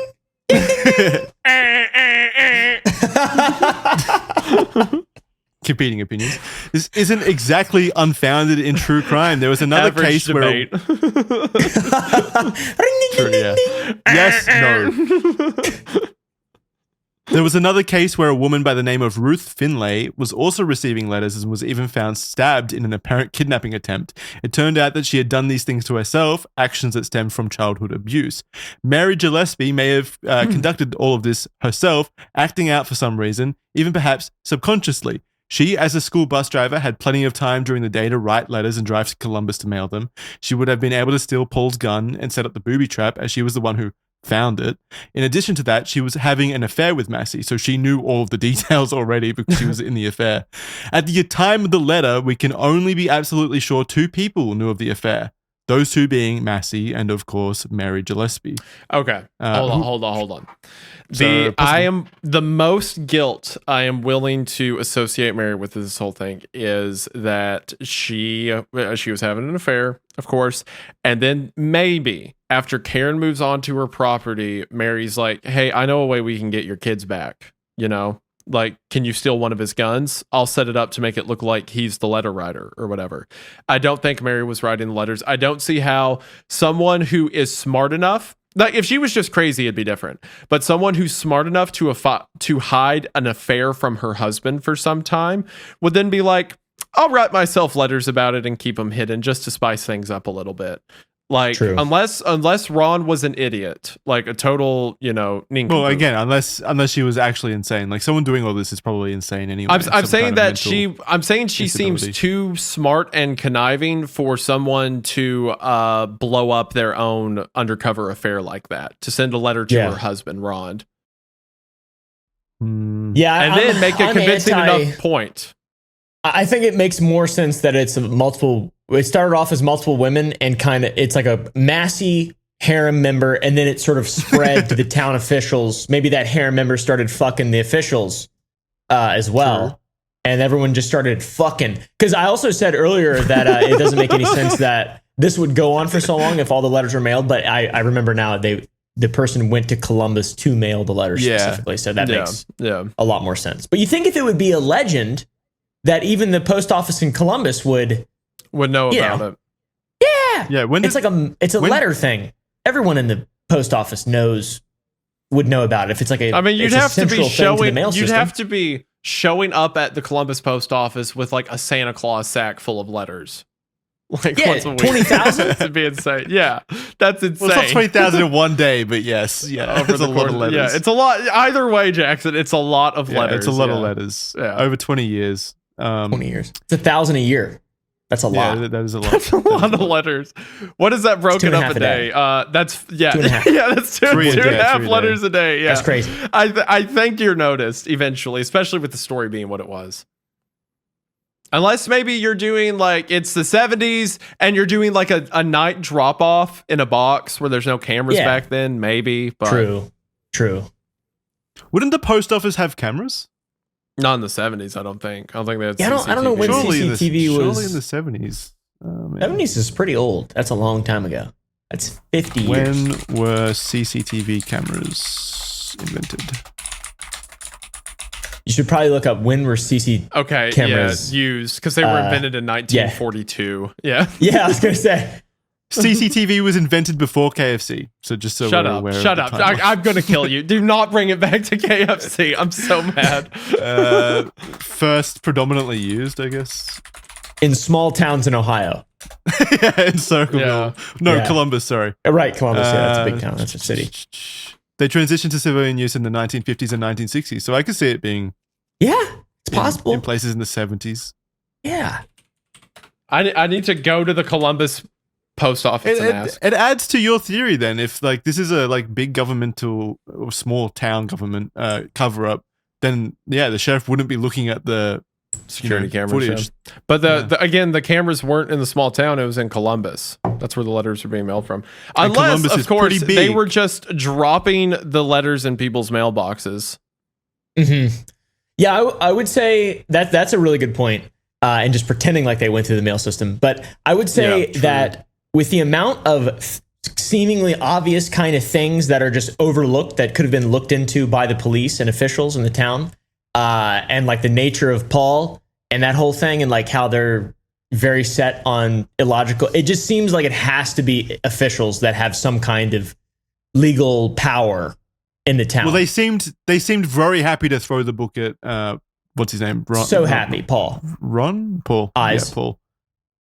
Yeah, Eyes Man. Well, again, they maybe were very Paul, happy to maybe throw the Paul book was in. an abusive husband, in which case it's like, I told you, like, this kind of thing happens. No one wants you out. Good luck. It's not really writing him a letter saying that he's innocent or guilty of this. It's just kind of like, play stupid games, win stupid prizes. No one cares enough to get you out. Maybe Paul was having affairs with everyone. Yeah, you're right. We haven't thought about that. Ron Jeremy. Yeah, it's the Ron Jeremy blood in him. It's too much. Yeah, I mean that's the end of the document. We've kind of gone over everything really. I think we've hit all the theories.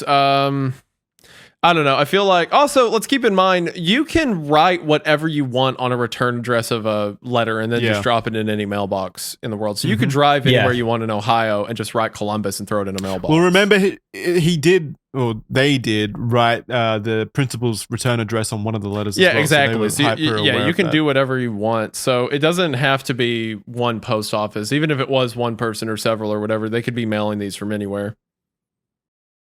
I honestly don't know, guys. I came into this kind of set on my theory of the woman writing the letter initially, and then just like the community taking hold of the concept and fucking around in that capacity after the whole principal aspect had fallen away.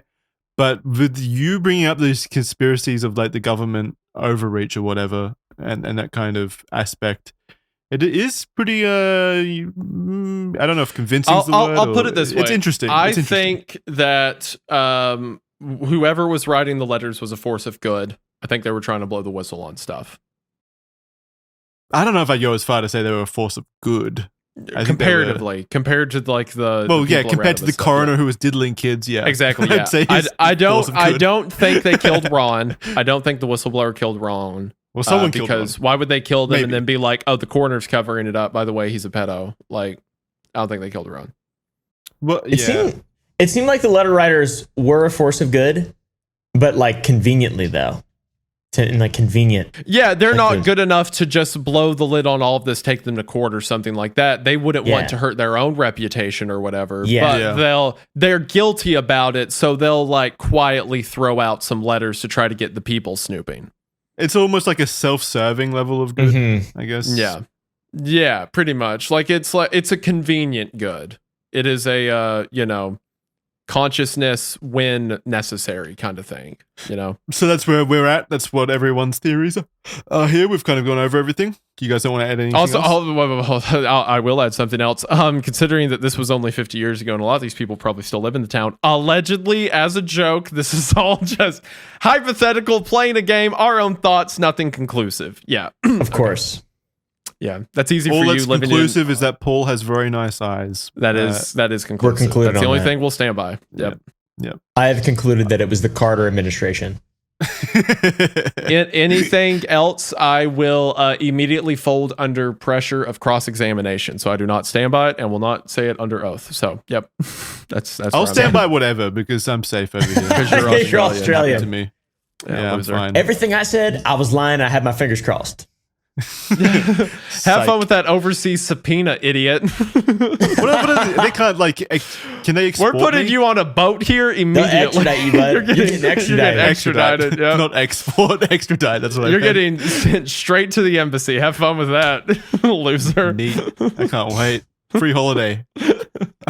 I'm going in the cell where Paul was. Anyway, that's gonna do it for this episode. Really, shout out Caleb for joining us as new host. You did great. That was fantastic. Thank you for joining us. No problem. I'm excited. This is exciting. Is there anything you'd like to say to the audience as the new host after your first episode, Caleb? No, nothing at all. There we go. Very nice. I prefer to be a chameleon. I'm a chameleon. Yeah, I blend in. Yeah, perfect. How about come on? You got something? Shout out, Sour. Yeah, Boys. where can people find you? What do you do? Stuff like that. They just met you. Act like an introduction. Yeah.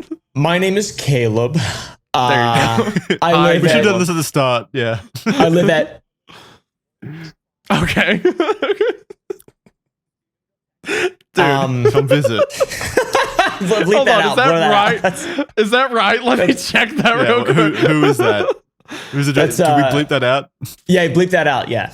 That was his actual address. Oh my god. Yeah. Don't send any naughty letters to it. No, I have a YouTube channel, and I'm on this podcast now, which is cooler. And that's pretty much it. I got Sour Boys. I got a candy company. I'll send everyone. I already sent you a box last week, I think, Isaiah Jackson. If you send me an email address, send me your address, and I'll send you a box of candy. Is it going to be full of I'm not going to get any candy. It's just going to be letters. Letters, dude. Angry letters. Yeah, signed. You are in danger. Does the candy come to Australia? Yeah, but it's like the shipping's really expensive, so it's not worth it. Yeah. Okay. Unfortunately, I would disagree. The candy's delicious. He sent me a box. I mean, I've had it before, but he sent me like a box of the new stuff lately, and it was fire. I'm a big Sour Boys fan. You look like you take a lot of pride and care in it, so it does look delicious. I do, yeah. I just love the concept of Caleb being like, it's time to make my YouTuber product. Will I do a mediocre music career? Child accusations, perhaps. No, I will pave my own path of being a confectioneer, a candy manufacturer. Like, exactly. I just really respect it, and it actually worked. It's a successful company with a good product. It's crazy. So it's crazy that it blows my mind. Yeah, but yeah. I mean, your passion into it is it comes across. It'll work that way. Big pimpin', bud. Cool. Well, thank you guys for having me on this episode. No, thank you. For and every future episode. So, yeah. Well, no, wait, he what? leaves now. I'm not just a guest. He's gone for good. What's going on? I don't want any part of this now. I'm gone. What did I sign up for? Fuck this. Yeah, no. Oh, geez, guys. It's a scary future. It's a scary future. Thank you guys for watching Red Thread. We really do appreciate it. Sticking through us through this tumultuous time. Very, very rough out there for us without Charlie now. What just happened? Now, Charlie's a friend of mine. This show would not exist without him for many reasons, and he is forever a part of the show. And he's welcome to come back and hang out anytime. Absolutely, no hard feelings. It was mutual on all sides, and I am very happy to be a part of a product that he set into motion, and I'm forever thankful for that. And really do love the dude. So. Yeah, he's great man. A moment of silence for Charlie. Moment of silence. All right, see you guys. We'll see you next time.